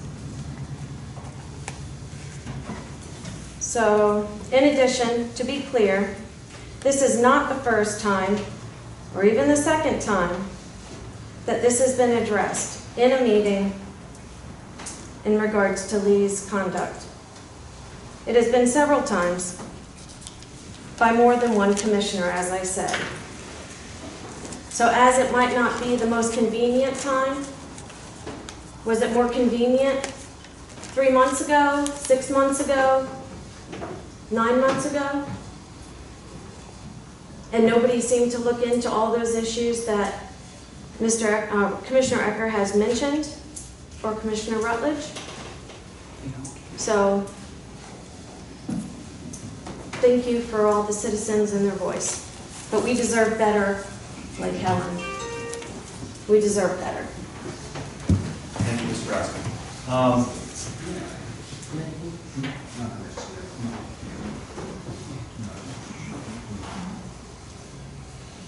Had a request from a commissioner to take a break before a vote, so we're going to recess for 10 minutes. It's 5:30 now. Let's try and be back at 5:40.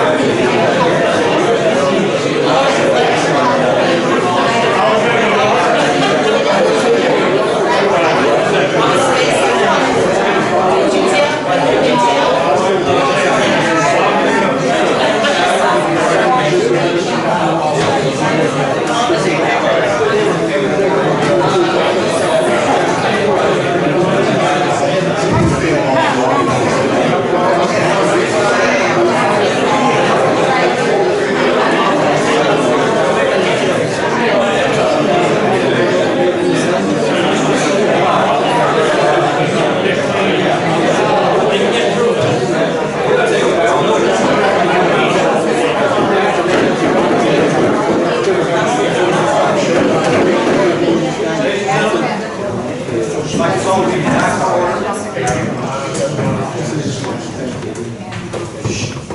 Thank you all for your patience through the break. Call the meeting back to order.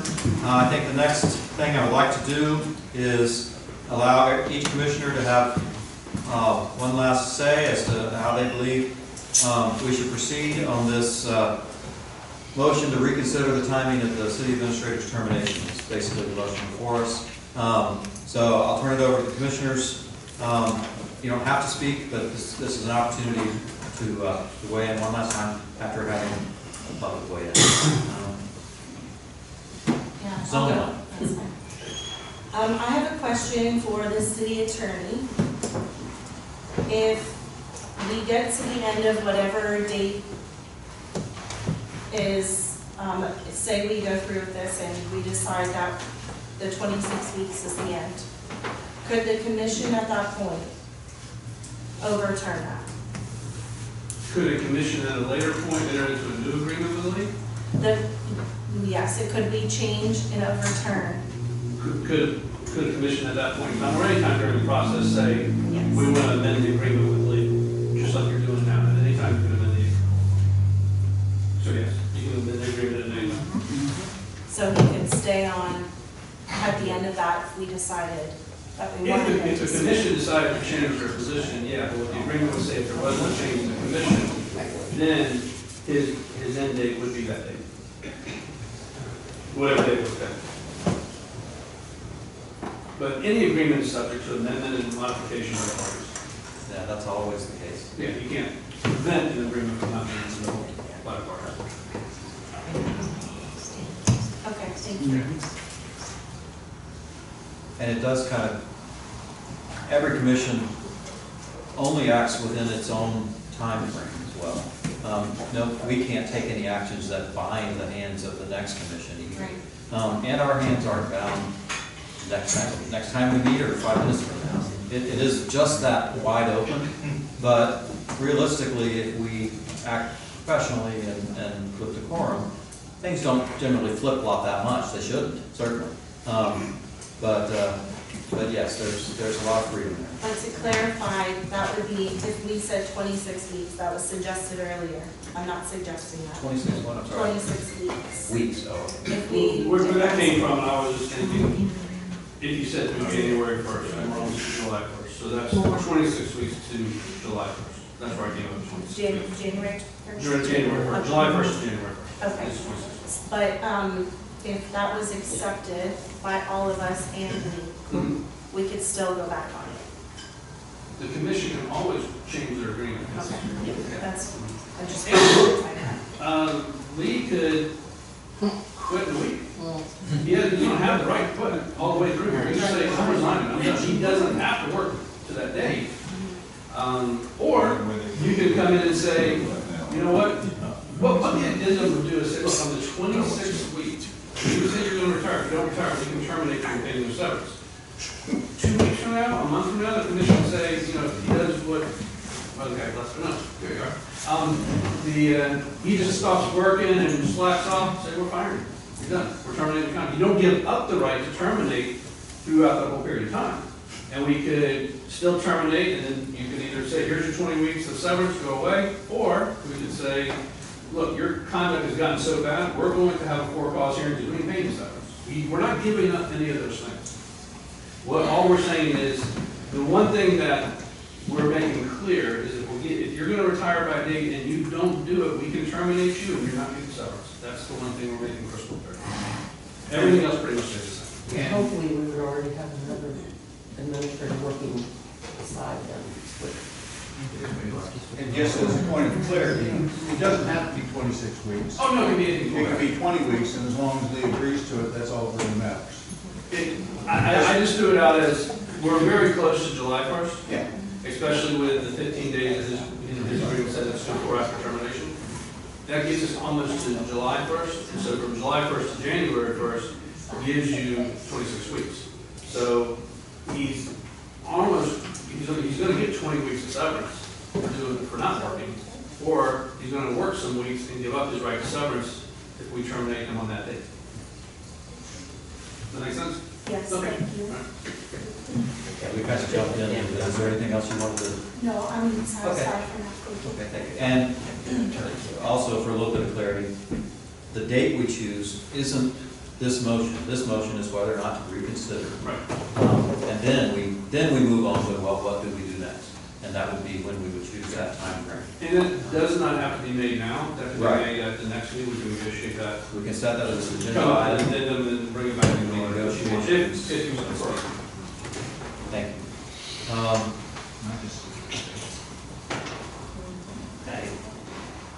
Okay. Zone 2, Roger. I'm staying with what I submitted, and just saying it's usually not a good time to terminate an employee, no matter what time it is.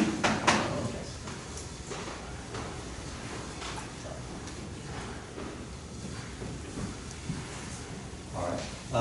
Thank you. Zone 3.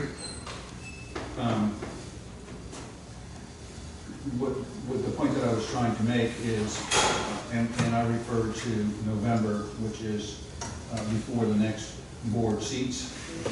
And so this decision, as long as we do the date time sensitive before the next board meets, this board will be the one responsible for making that decision. Correct. And I don't really see anybody's hearts changing between now and then. So if your concern was that a new commission may come in and change everything we've done, that's why I used the date in November, which would be before the very first meeting of November. I don't know what that date is right now, but that would be the day I should, and for that very reason. Okay. Zone 4. Okay, and then it's over to me. I have, much as Roger said, I've stated most of my case as far as why I think we should reconsider. I think it would be beneficial to the city to reconsider this motion.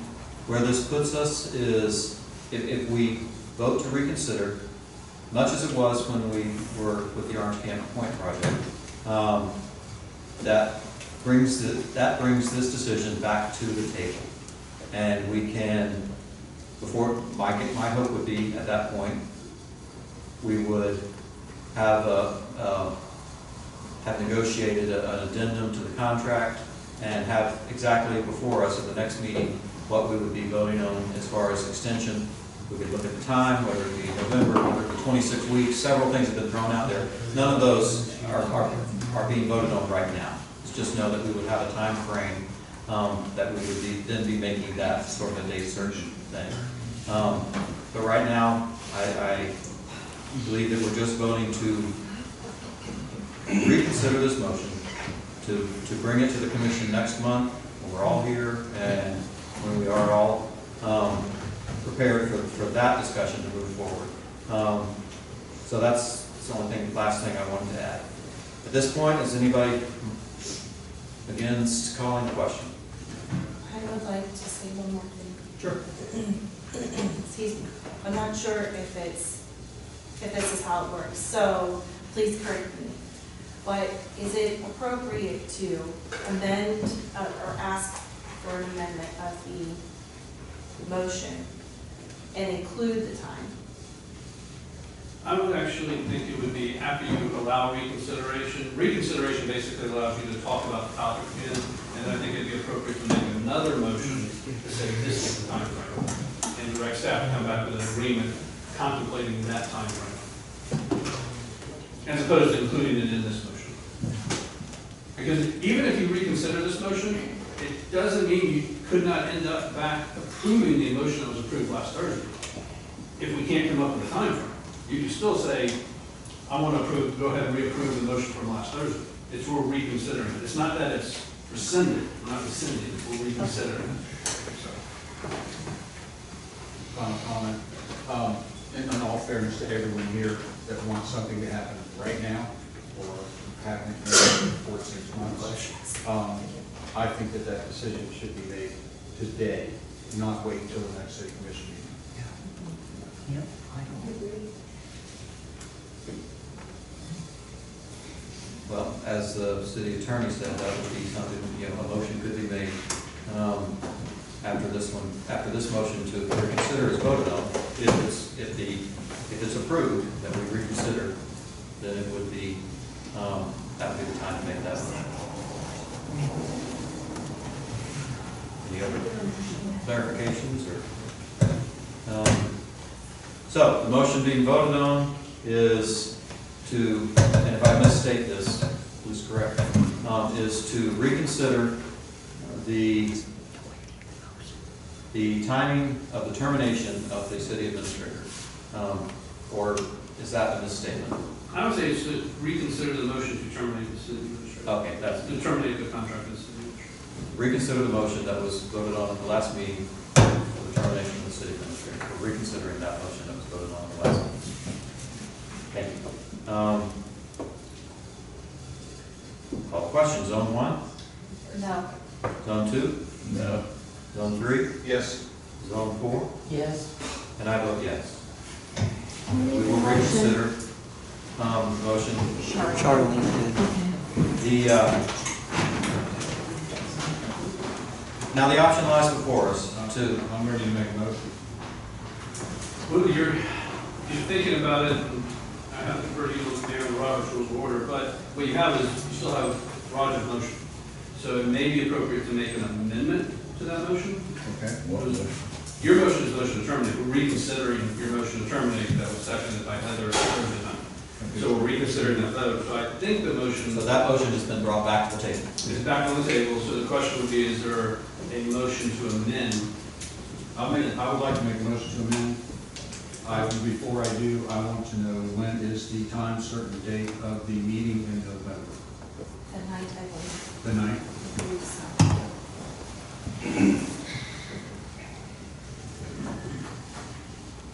And it's the second Thursday, so I would assume that's correct. Okay. Yes, correct. So November 9th. I would like to amend that motion to make the time certain date to be the 8th of November. So the date would be, I mean, see if I'm understanding, you're saying that make a motion that Lee would retire on November 8th. Correct. And that we would have, if he doesn't retire effective November 8th, then we would have the option to terminate with no severance being paid. Correct. All other terms, more or less, of the agreement stay in effect, that he can resign, or we can still terminate him between now and November 8th, either for cause or without cause. That's correct.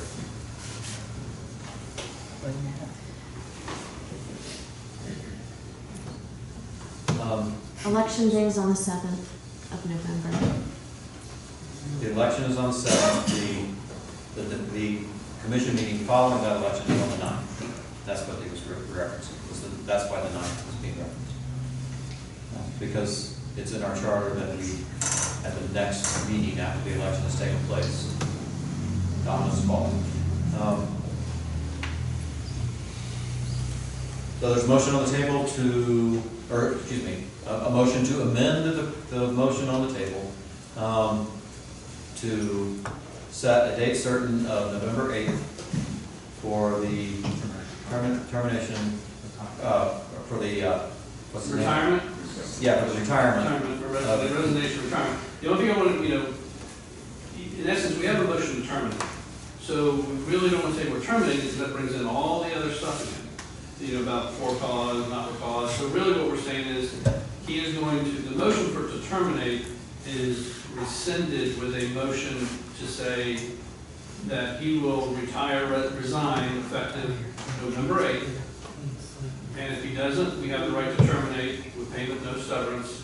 But other than that, the rest of the terms and conditions of the agreement stay in full force of that. So we still have the right to terminate through there. Is that effectively state what your motion is? Yes. So we need a second to that motion to proceed. Do we have a second to that motion for that timing?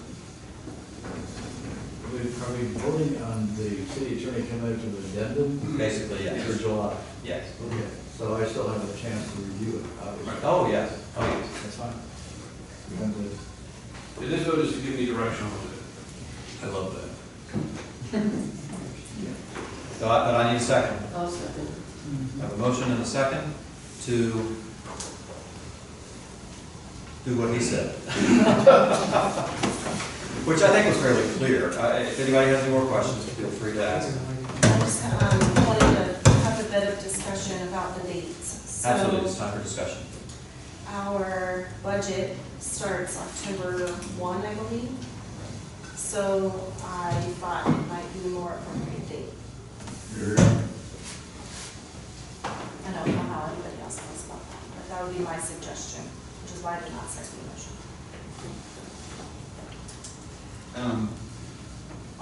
My only concern is that this is, well, that may very well work, because what I'm concerned about as much as the day-to-day operations is the process of hiring a new city administrator. And my guess is typically that takes about 3 months at minimum. And so I didn't want to be not done with that before. I would like to have a couple of weeks of overlap, if any way possible. So I'm not opposed to that date, but it's why I give myself as much time as possible. I understand.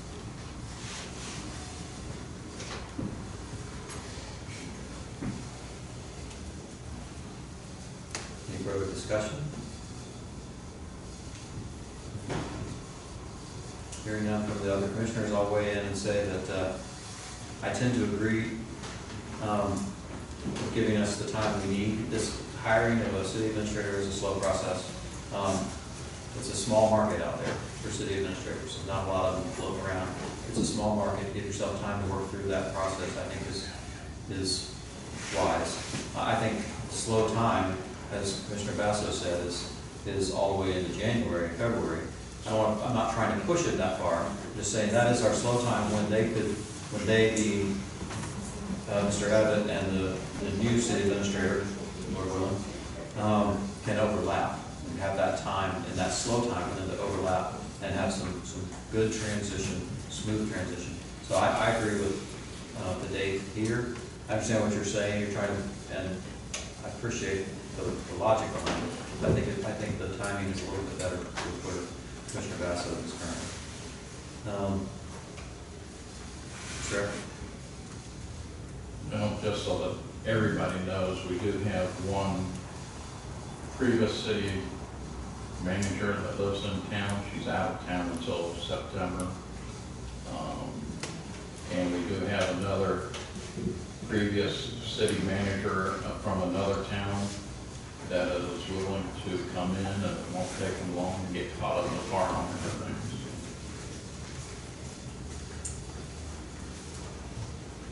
Okay.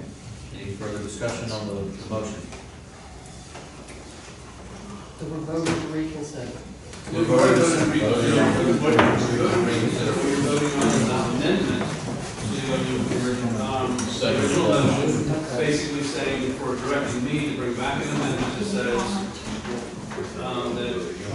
that changes his contract provided he will resign effective November 8th. He doesn't, we can terminate with no severance. All of the terms and conditions say he still has his rights, we still have our rights up to that point. And you're not approving the addendum tonight. Right. You're just approving giving me For you to direction. do it, right. So you'll be voting on it in July. Okay. Yeah, this is, okay. I was going to try and clarify it, but I think I just muddied it. I will let that speak for itself. Any further questions? I'll call the question. Zone 1? No. Zone 2? No. Zone 3? Yes. Zone 4? Yes. And I vote yes. So you have your direction to Well, proceed. technically, we just amended the motion, so now you need to approve the amended motion. Oh, you're right. No, you're right. I appreciate the technicality. It matters. Something like this, it matters. I apologize if there's this little Poindexter down here. No. I did a fair amount. I bought some books on Robert's Rules of Order. It matters. Procedure matters, and I appreciate it. So now we have we still have the current motion on the floor. now amended to say, Which technically is what you already voted on, but this is purely procedural. so the current motion on the floor is, would you kind of restate that? The current motion on the floor is to direct me to amend the City administrator's contract. resignation effective November 8th. If he doesn't, we terminate with no severance. There is no other rights are given.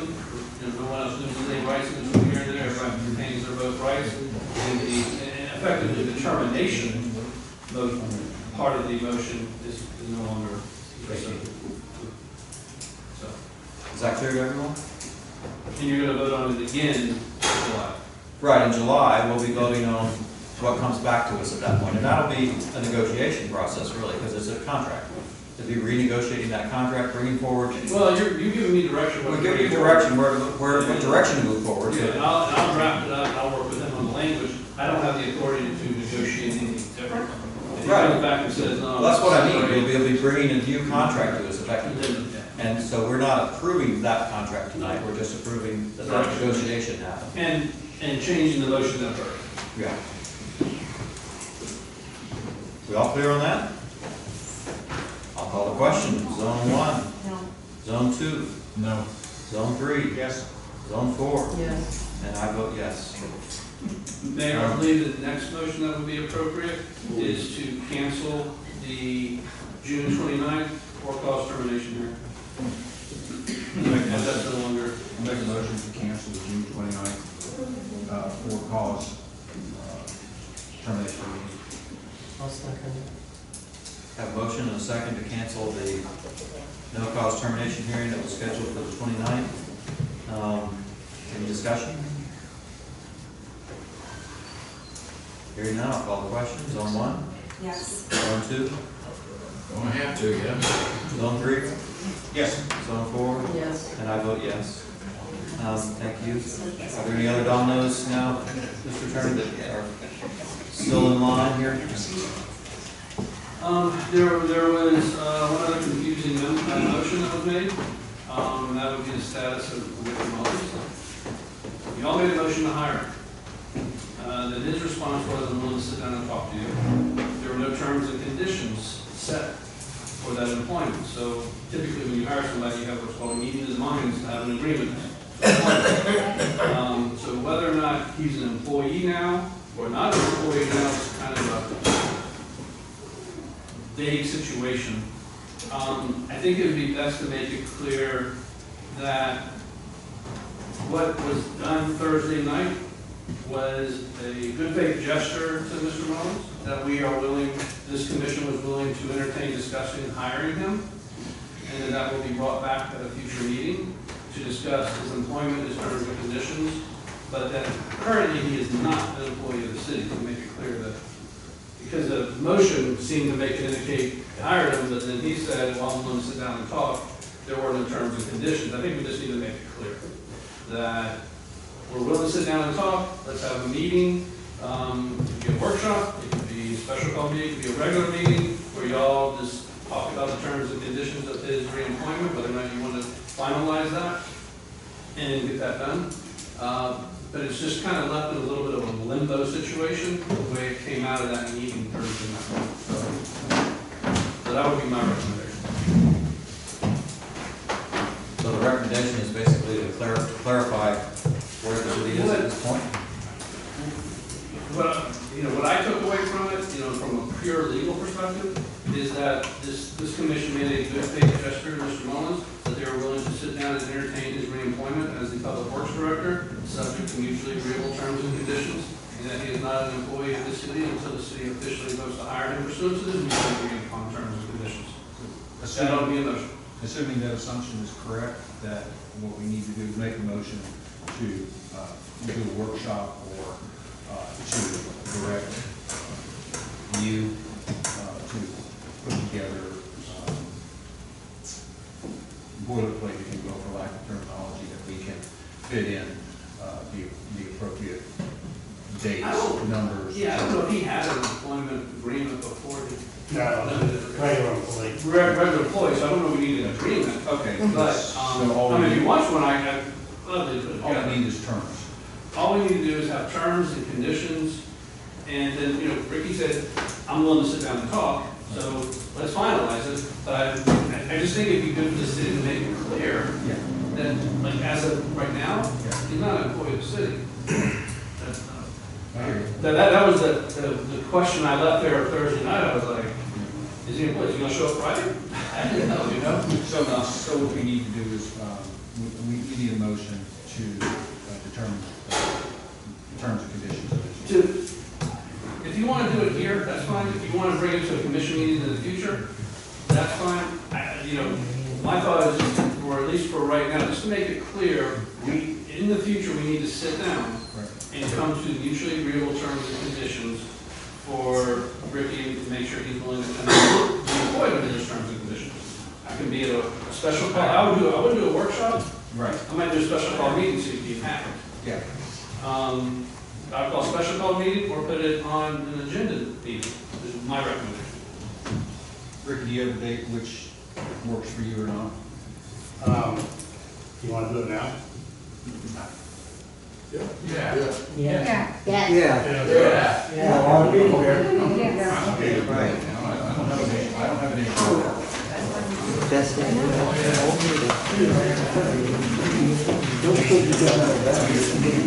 I don't have any data in front of me as far as salary and time and stuff like that, so didn't think about being prepared to do that today, to be honest with you.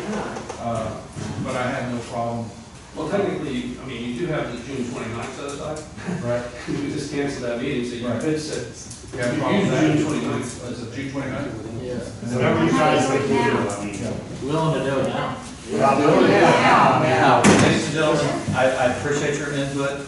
Oh, God. Hey, this is a small room. We're a commission acting as a commission. Please let us do that. I think it would be nice to hear what the public has to say so that we can better prepare for the meeting. I would like to hear a little bit of input to, I'd like to hear from Rick. I mean, he's right here. He can tell us what he's looking for to get reemployed. We know what he made in the past. We can compare the two. Okay, so we have the idea of having more public input, which is fine. Have the idea of having Mr. Rollins have input on as to what he's looking for. Is that leading to a decision tonight, or I mean, it's just a question we'll get to, but or would that be just so that we'll be going towards the future meeting with more information? What are you really looking for? I would like to look forward to another meeting. I'd like time to digest what we discuss.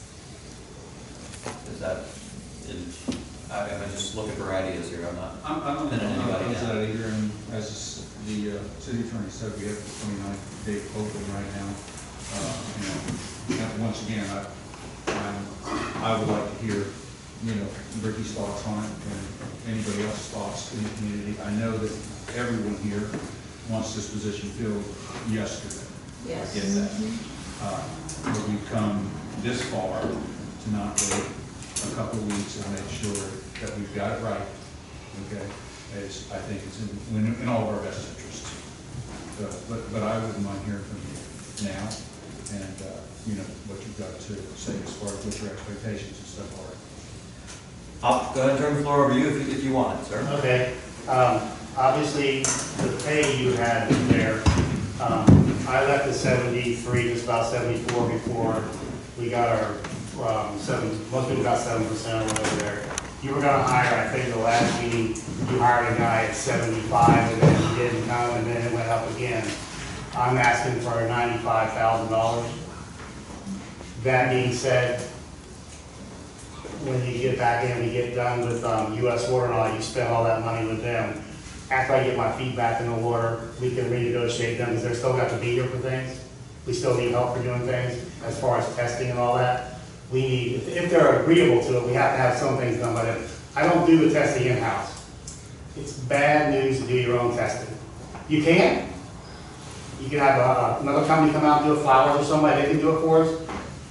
I personally don't do it, because if something happens, my license and you guys be liable if they say, well, he messed the test up, he did that, so now you're on the hook, and my license is on the hook, and my family's on the hook. I agree. Okay? It's been that way for a long time, so it doesn't need to have to be by, US water, it can be Flowers. A third party is. Third party is all I'm saying. That's basically what we have. So all the repairs you guys have paid out in the last year I've been watching, you paid $6,000, I believe, for a service to go across the road to a lady or a house or whatever there. That would have been a $1,000 impact fee, a $650 connection fee, and the bore by B&G or whatever we had done, that would probably have been half or less. You had fire hydrant resets, okay? I seen one was $5,000 or $8,000. We did that in-house. You never seen them bills because they weren't a bill. You're paying our crew anyway. We go out and fix them. I go out there and fix them. You see me in the water. Everybody here has seen me in the water working. I don't care. It's got to be fixed. I know you've had breaks where you've had to wait 4 hours for somebody to come out because you don't have a licensed operator and they can't touch the pipes. We already had it fixed. Those kind of things right there are what bring it, and I believe and I feel I'm worth it because I've proven myself over 25 years of being here, and I know I can do the job. I did it. Maybe not perfect for everybody. There's always room to grow. I've been gone for 1 year and 9 months. I've got personal growth myself on things. But I am the fit for the job.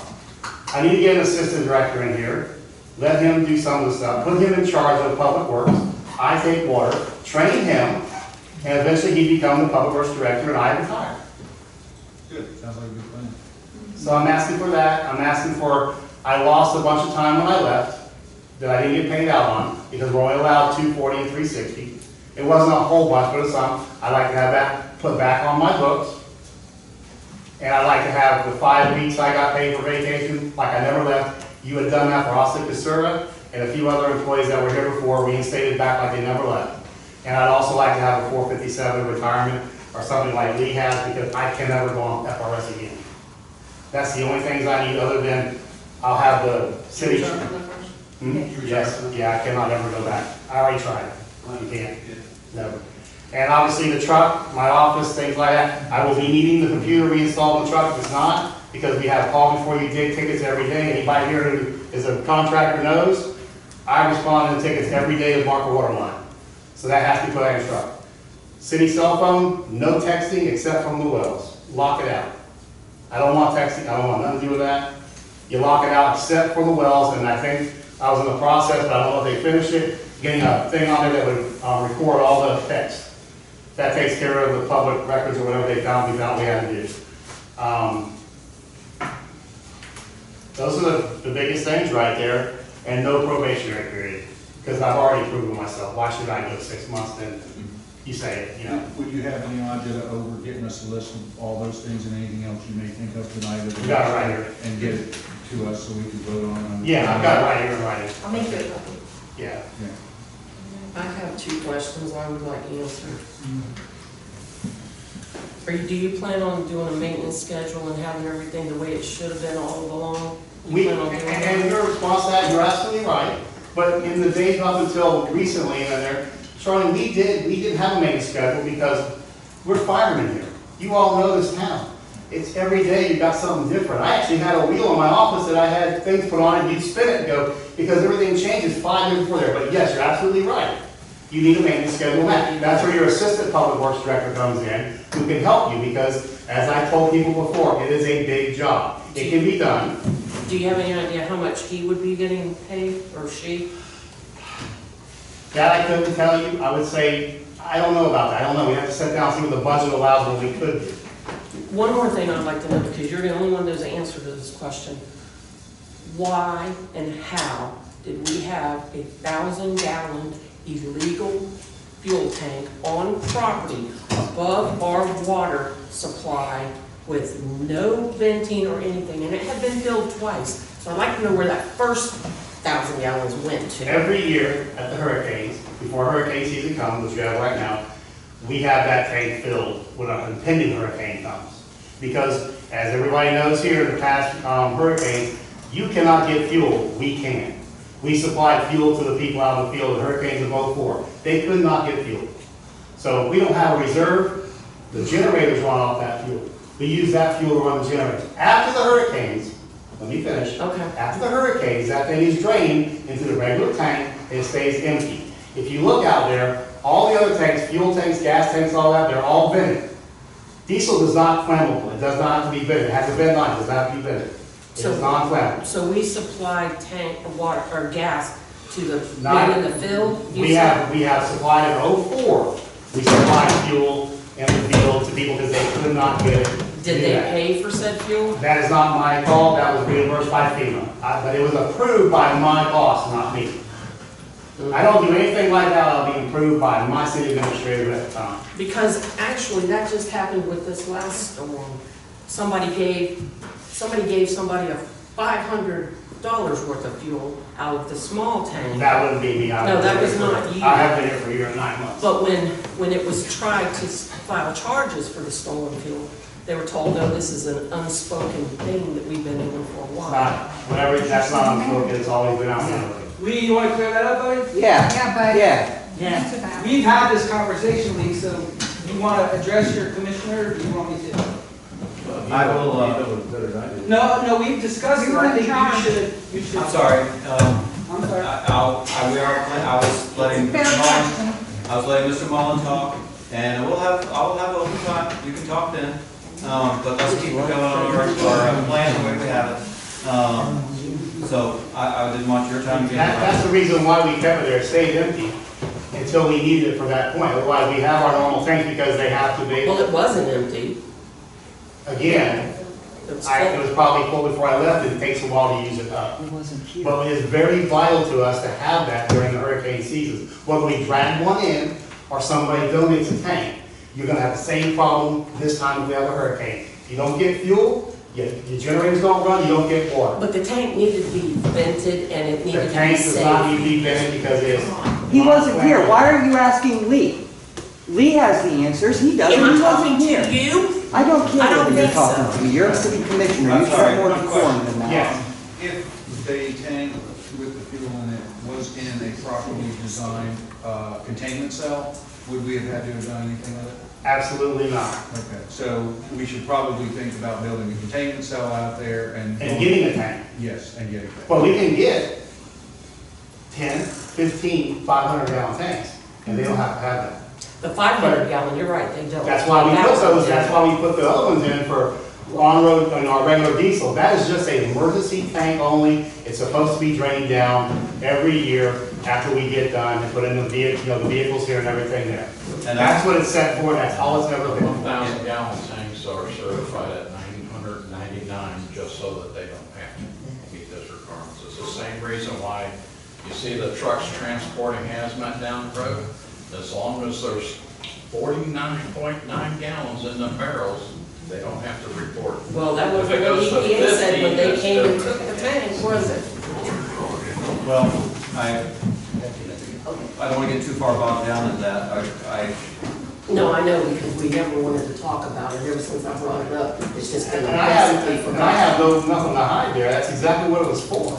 It's never been hidden there. Everybody's seen it when we had the opening thing. If we did that, it just stays empty and dormant till then. Plus it's oil. It doesn't rot like a regular tank would rot. It's oil-based. That's the only thing. It was emergency tank only. And it wasn't forgotten, it was dealt with. We had it. You got it removed, and now we have to have a containment system, whether we want to put it back, or we don't have that extra fuel, we need it. And that'll be a decision to be made in the future as to whether or not we get fuel stored, which we probably have to do. I think it's very reasonable. You need to have no water. It was, and the PD runs off that, so does Public Works, so if those generators go down, you have no command center, you have no water plant, and you have no plant there. All you have is the one on John Street, and once it runs out, you are dead in the water. so the amount of fuel that we put in those generators and the runtime on those generators should last through getting our power back. No, absolutely Yeah, not. it does. Absolutely, it does not. I've done that for 25 Are years. you it saying does that not. Lee told you you could have that fuel? Is that I what you're saying? discussed with Lee, and I think you're a little miscommunicated on how this all works. The days after the storm, there's no bill from Big Dog, from Sterling, from Rough Cut, from all the people I know. There was this last storm, we worked for 4 days. for free, Charlotte. Are you aware of that? Listen. Are you aware of that? No.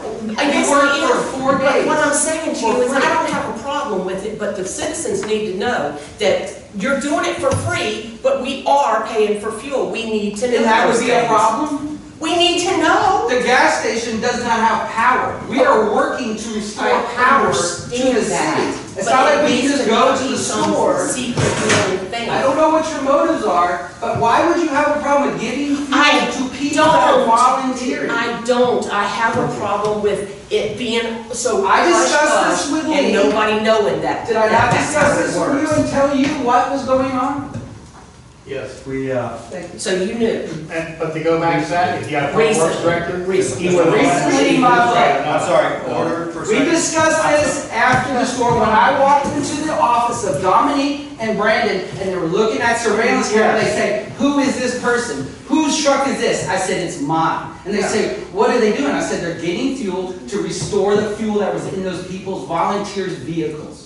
And they said, oh, and you walked in, and I explained it to you. And it was, you were oblivious to that we were working for free. I'm oblivious. And I said, we are doing this for free, Lee. You did. I told you that, and you were like, you are? You're not giving us a bill? I said, no, we are helping our town, that's what we do in Lake County. Let's let notify clean up the hurricanes from now on. Order. Lee, I'm sorry to interrupt you, but I'm going to interrupt everyone. This is what's problem, there's very lack of communication, and it becomes a citizen against commissioner, citizens against citizens of why we're at where we're at. I understand. I'm doing a good job.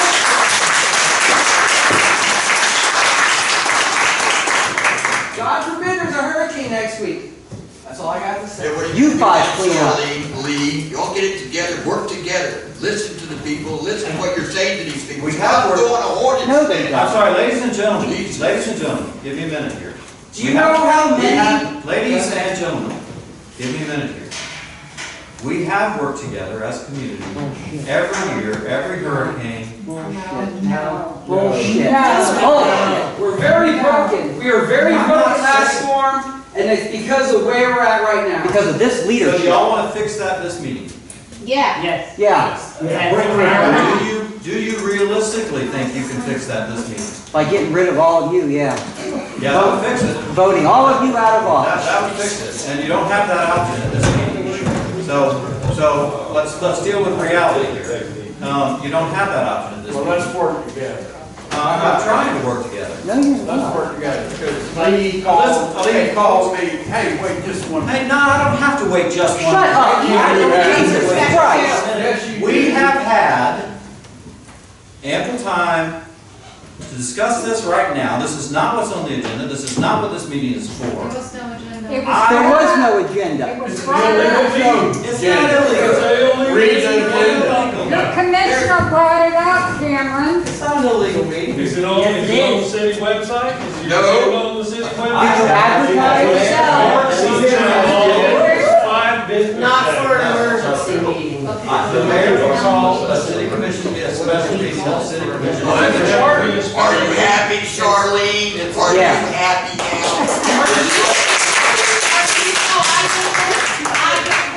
Oh, why? Because it's better to bury your head in the sand and just let things go as they No, always but did. be educated. This is how you let your commissioners act, Cameron? Be educated. At least I stood up and ran for office because I didn't have a mouth. You If you lied. think you can do better You than lied. Hey, You lied. hey, Oh, I'm a liar? You are a Yeah, liar. city You campaigned on getting rid of him Brought my gavel. And I am getting rid of him in a timely manner. in a timely manner. You flip-flop so much. Ladies and gentlemen, Thank you. ladies and gentlemen, please. God bless This is, God bless America, absolutely. But please, aside from the outbursts and the frustration that's here, I get it. No, you don't. I'm frustrated. No, you don't. Shut up! See, there you go with your attitude, Well, you don't Cameron. know, you You can say wonder shut up, why. shut up, You shut wonder why she acts like this. This is your example. You're supposed to lead by example. Ladies and gentlemen. Now, this is not productive. I am sorry that this has devolved into this. Listen, Florida State statute says you cannot interrupt your government meeting, okay? No, stop. But when it stops and you continue going, you're causing the interruption. So I'm gonna please ask you to refrain and stay in line with everybody else, okay? Thank you, Austin. I do have the obligation and the authority to maintain order in this meeting. I'm trying to do that. I'm trying to do it respectfully. I know there are high passions, and Alan, I know you have invested untold resources and efforts in this city. I know that. I'm not ignorant of any of that. A lot of people have. You're chief among them. I know that. We all know that. Nobody disregards that. I truly. Shirley doesn't realize I'm not opening the floor, Alan. I'm not opening the floor. To go to those wells to keep water to your house, to keep the power on. I'm There's a just lot. asking a question. Charlene, Alan, please. Sorry. I Just go back and tell them. And it would have been, if I, a public works director, would have let the commission or the city administrator know, hey, we're replacing the fuel. That's all it takes. All right. That's as simple as it is right there. Yeah, it could have been handled a lot differently. It should have both sides of it. Yep. I understand I was that. saying. I understand that.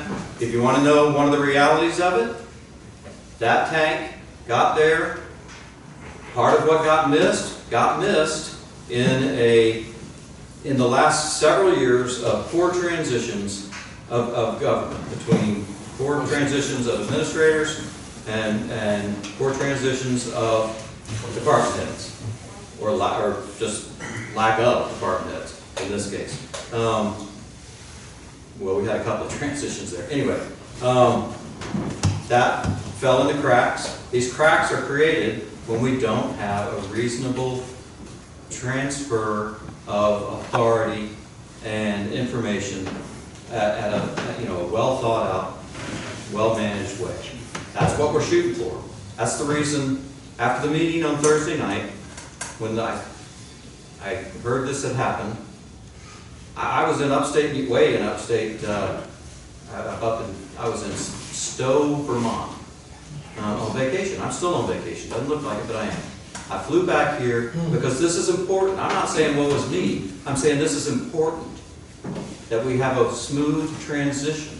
This is critically important, that we have a smooth transition. That's why I'm here, to try and help that happen. I know a lot of angst comes to the surface in meetings like this. I get that. But we can't fix all of that today. We're not going to fix all of that today because we can't. It would be unrealistic to try. What we're going to try and do is make the next couple of steps. That's what this commission is trying to do right now, is make the next couple of steps. I'm not trying to step on anybody's toes. I'm not trying to say when your outbursts are unfounded, I'm trying to say they can't fit in this meeting. It doesn't work in this meeting. We're trying to move forward. Everybody on this commission is trying to move forward, each in their own way. That varies dramatically around these five people. There's a dramatic difference in the way we approach them, for all sorts of reasons. We all come from different backgrounds. We all come from different knowledge bases. We come from different personalities. All that's why we have a commission. We blend that together ultimately to have a whole mind together to move forward.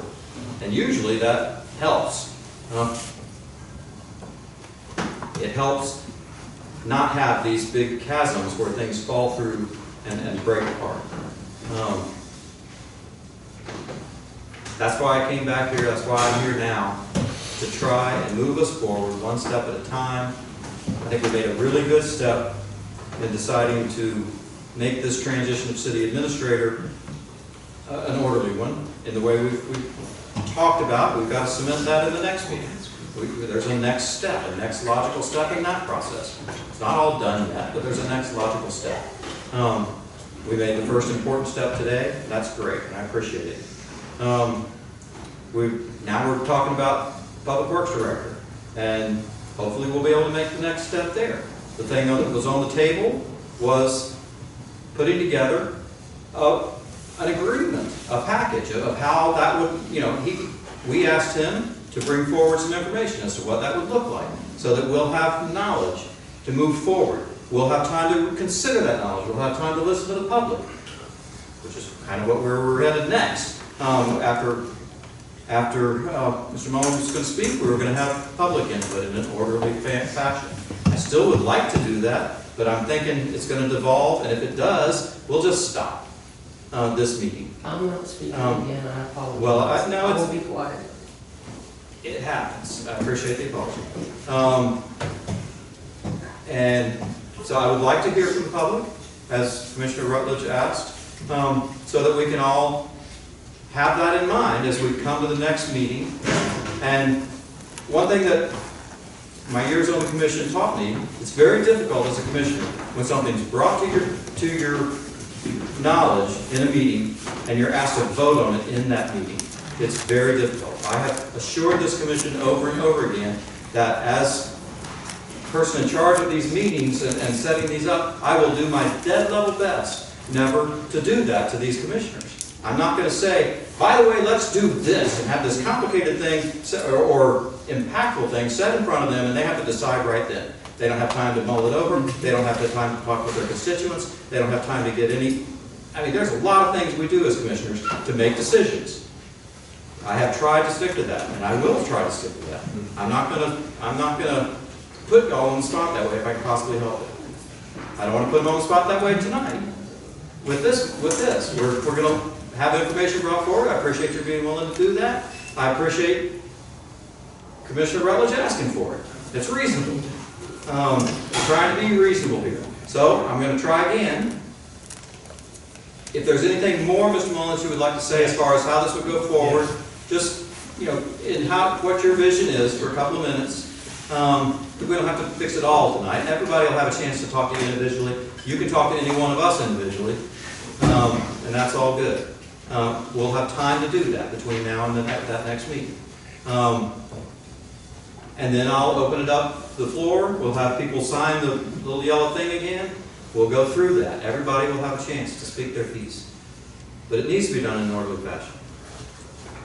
If it breaks down, we'll just adjourn the meeting and go home. And then you can each call your own zone commissioner and voice your opinion that way. You always have that. It's not like we live in some other city or something. We're all right here. All the time. Except that I was out of state for a little bit.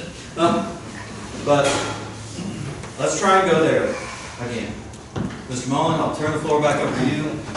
I just brought that tonight to have that because I anticipated this may happen. If it did, it did. If it did, it did. I'm trying to get back here. We have hurricane season already here. We have July 4th already on us. And I'm not being mean or anything, but you need a lot of help and we need to get this taken care of because you have, as you said, fires and all this time crunch. We have a time crunch on everything. And there are things that you have not done to prep for a hurricane here in Lake Ellen that should have been done already. That can be detrimental to you, especially with stormwater. And that has to be done now. So I'm just trying to get back here as soon as I can, jump in all this hole and dig it out, and get everybody, get something in, come back with you with a full PowerPoint and workshop with my plans for the future, what I envision, staff I need, material I need, stuff like that, so we can move on once I'm there. That way you can feel comfortable and you'll know where you stand. That's all I'm trying to do, just try to get back here and help the city. That's what I'm trying to do.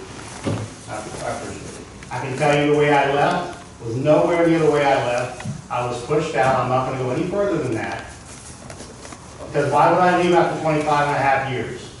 I've been through many city administrators, many mayors, and many commissioners. What always stays the same is the staff usually. Okay, I had a year and 9 months I've been off. I don't want it. I want to take care of my town. I've walked this town. You see me walking every day most of the time. People have. I've walked and seen things. It's just lack of nobody not knowing. And yes, I know a lot because I did most of it. I went to Sheila Hill when we had to have do something about the gym station there. That's now a gym. The drain field had to be surrounded by something so I could get on it. What we put on, we called them a dog park. Sheila Hill's company donated the whole thing to Lake Ellen for free. Public Works building. My greatest achievement out there was done by everybody, mostly people in this room. We would not have that staple out there that we needed to move forward when this town goes bigger. If it does, it does. We have the capability, the manpower, and we have something to be proud of. Look at Blake Park.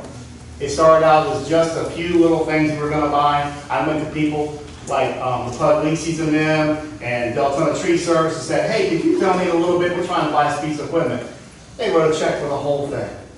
I called up Brian Wilkins, hey, we want to make this bigger and better than what we have here, but without your help, we can't do that. Will you add more fence to the thing? That's what I bring to the table because I live here and care. And I didn't want to leave that way, but I'm coming back. I want to be back. I don't want to retire until I can turn it over to somebody like I was going to when I retired. But we need to get it done now to get this back and we can do something. That's all I'm saying. I'm willing to get back here, jump in the hole, water it or not, and do what we got to do and get some crew in here and get that place back. That was only my ever dream of this world. And to be honest with you, it's the only job I've ever loved in my life. Thank you, Rick. Thank you, Rick.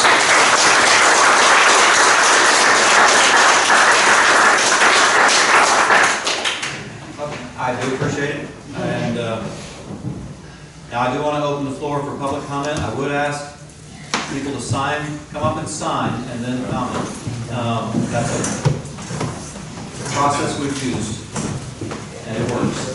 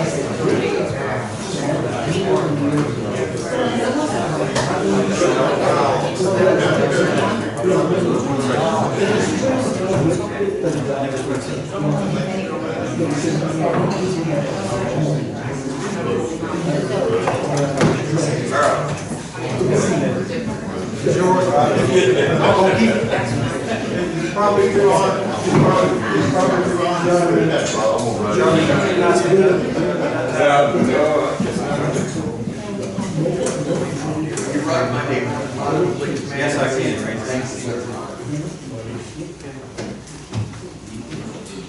Okay.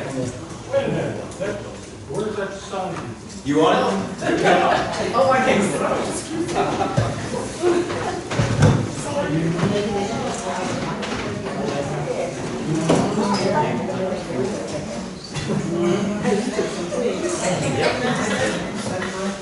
Anybody else? And if you change your mind, decide to speak up, just come up here and ask for it. Like I said, I want this to stay in order. One thing I have said in the past to the commissioners, and I'll say it again now, is let's try very hard to allow people their 3 minutes and not interrupt them or get into a back and forth, because it makes keeping 3 minutes impossible. So just give people their 3 minutes. I ask you as citizens to make your point in 3 minutes without just trying to enter into a debate with an individual commissioner about something. Because that often is what puts a commissioner on the spot. They feel like they have to respond. And that's where it starts to break down. So I'm asking both sides, this is a time to make your 3-minute presentation. Almost anything that can be said in 3 minutes. So try and do that. And if it breaks down and gets out of order, we'll simply adjourn and we'll meet back on the 29th, or the city administrator will get together with the commission and set a time for the next meeting, a special meeting to work on this hire, potential hire, whatever. All right, so down the list from top to bottom, Mr. Vernon Burton. I give you a card. Okay. As zone commissioner, zone 2, with Melissa Park being as a park, if it was not for Ricky putting that part together, I had the unenviable task of every time we have a budget meeting that we have all of our parks allocated, but Melissa Park never got it. And I used to send up a meeting to say that it looks like Melissa Park was underwriting the other parks. Ricky gave me his word that he would get it done, and everything from having a bathroom outside. Our kids didn't have a bathroom outside, but Ricky got it done. Now, the other thing about Ricky, I'll say, is that I put him up for Employee of the Year twice, he won once. The one thing that he did that always impressed me was that Ricky would make the salary that he made by saving the citizens money. And I always used to tell him, I said, listen, Rick, you need to capture that. Because when we do budgets, as a city commissioner, you're running for an election, you have contributions, and then you have in-kind. In-kind was something that was done that did not cost me anything, but the person that donated thought it was worth it. Ricky has given more in-kind services to this city, not only from the ability to maintain the police departments when we didn't have mechanics, everything that he's done up to this point. So if this is not his swan song, but at $95,000 a year is a bargain for what he's already given to the city. The relationships to the first thing I found when I moved here, I woke up after a hurricane and all of the trees were moved. My first time being here, how did y'all do that? Y'all must got a real heavy service going on here. It was only that I found out that was the citizens, Big Dog, and all the other guys that came together and just moved it. I mean, you can't buy the kind of relationships that Ricky has. Ricky can pick up a phone and something can happen overnight. So, you know, I'm his biggest cheerleader because I've seen it firsthand. He's helped my community in the part of the community that I live in. He's done more for that than I could have ever done. So right now, what Ricky has done for my Zone 2, he has done for this entire city. And not only for the city, the connections that he had with other cities gives him another clout. Because if he needs something from somebody else, we didn't have ground penetrating radar. How long were you without that? But Ricky was able to get nobody charges for it, but we got it. So again, I'm gonna sit down because I'm emotional about this because this guy is more than what we can.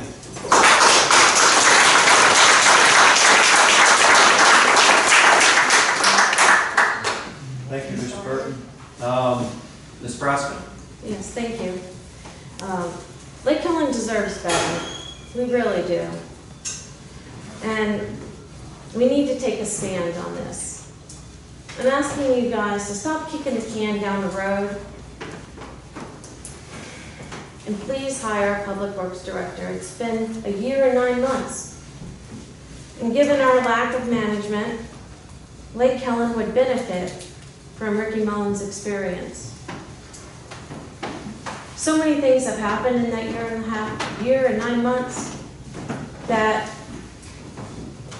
I would like to think that it would not happen under his management. Because he was an accountable employee, is an accountable citizen. So I ask you, please, treat us better than giving us no management where our resources are vital. Thank you.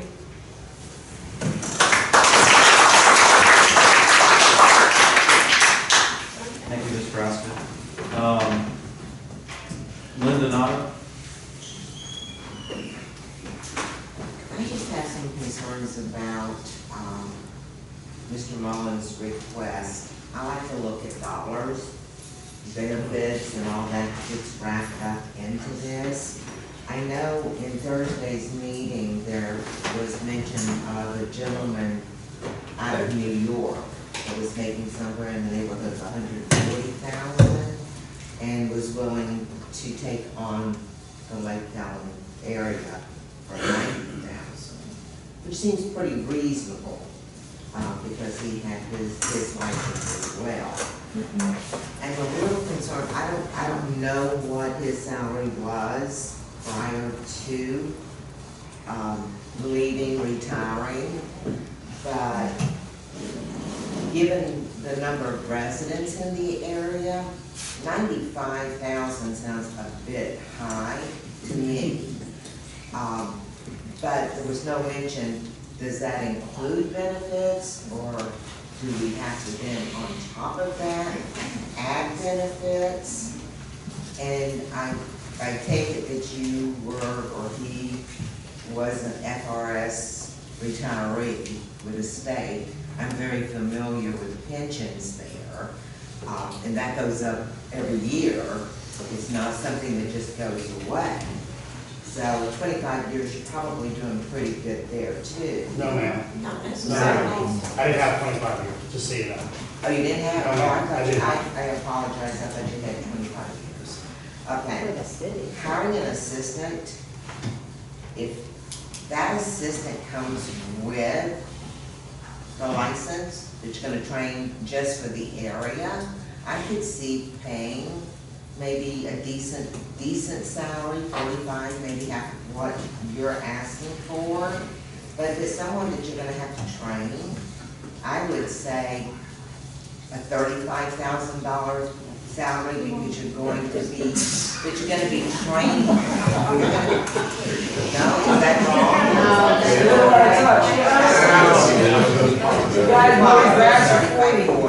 But you're gonna get training, right? And benefits, would that employee get the training, on-the-job training, or will they come with the training? These are the questions I need to know before I ask these crazy questions. So, okay, if they have no training, training's worth a lot. And then we're still gonna be paying contractors as well on top of it. Okay, well, my vote is, and I agree with everybody in the room, just based on what I've heard of Mr. Mullins. I don't know him, I'm new to the area, but I do know numbers and I know about training. I don't know if there's already somebody been selected in the mind of possibly the new director, but I would say hire him back. It sounds like he's done a fabulous job.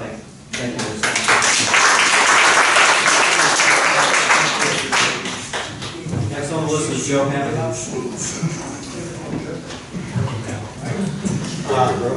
I agree with everything Vernon said. He took my story. That's a first. So I say hire him back, and the numbers he's looking for, he has done hundreds of things that we don't even know about. And they're good things, not bad things. He's done a few of those too. But he's done hundreds of things that are really good for us. And as the chairman of the Lake Committee, this guy helped us out a lot. He needs to be back here, and he needs to be back here tomorrow.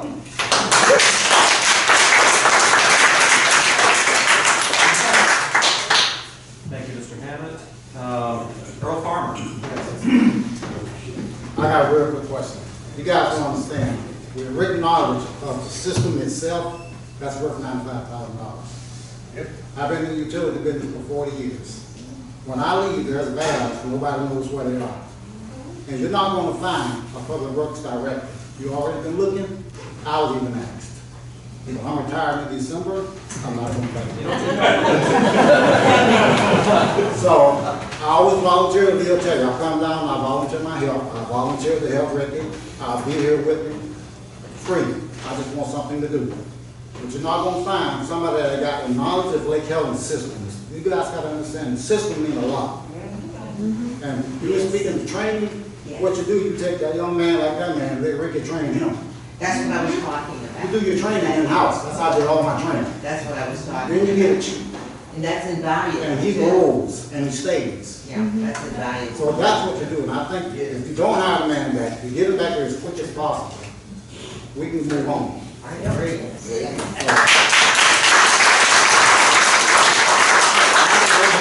For 25 years with the utilities, if he needed a pump, we came to the county, we gave him a pump. If he needed a part to fix the water line, we gave him water, whatever he needed. I work with Alan, I work with all these guys, over here it is, and you guys don't understand. When you got somebody working together like that, that means all the money in the world. So we need to think about that. I agree, Sherrod would be a very good choice. So you got a lot of guys, let him hire people he needs to hire, qualified people, and you train them. Then you don't have to go out and hire somebody for 40 grand. He's already on the books. That's right, That that's was right. my point, thank you. And that's what I did with the county for the last 35 years. So I say, National Guard. oh yeah, that was 28 years. That was his 30-year part-time job, first sergeant in the National Guard. So these guys gotta understand that if you can't find somebody like you, you guys already been looking. You know what's out there. And you know that. So I say hard man back.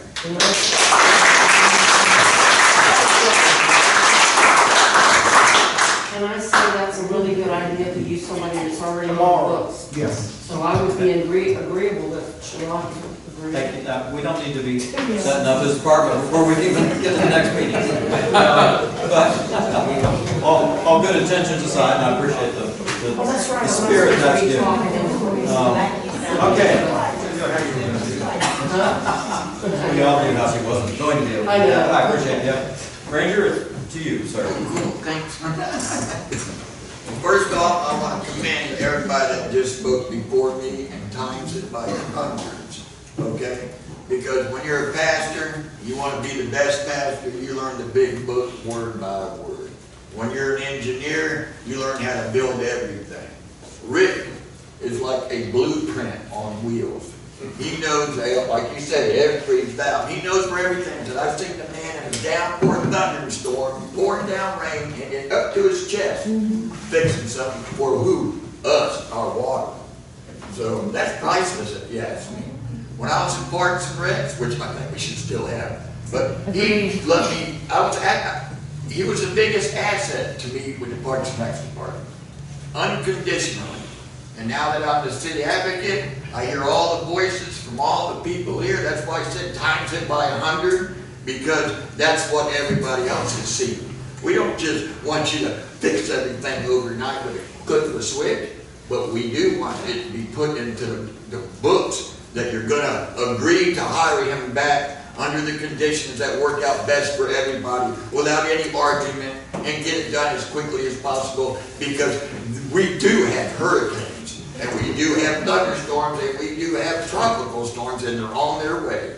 And without a man like him, oh, by the way, don't you got to outsource like 2 or 3 jobs to do one man's job? That should tell you right off the bat, that's a no-brainer. So hire Ricky back, please, just to benefit our city, not just me up here running my gums, and everybody else that speaks great words of wisdom, because sometimes it's best to keep what you have and run with it, and then hire this young man here to train with Ricky, because I've watched him work in the rain as well, right next to my house, busting his butt.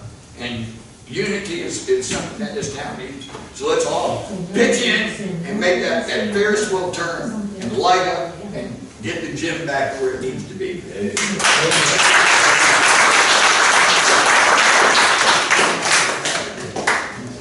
Thank you, Ranger. Thank you. Next on the list is Mr. Webb, Harold Webb. Well, I'm sure you all have heard all the people here and what they've had to say about rating. It's a no-brainer. What are you waiting on? Hire the man.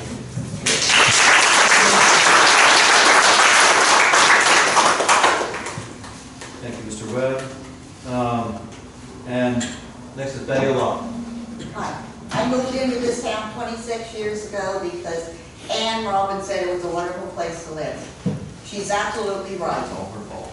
It's all her fault. I know it all the time. But I want to tell you, I have worked with Ricky off and on for a number of different things, with the equestrian center, with other things.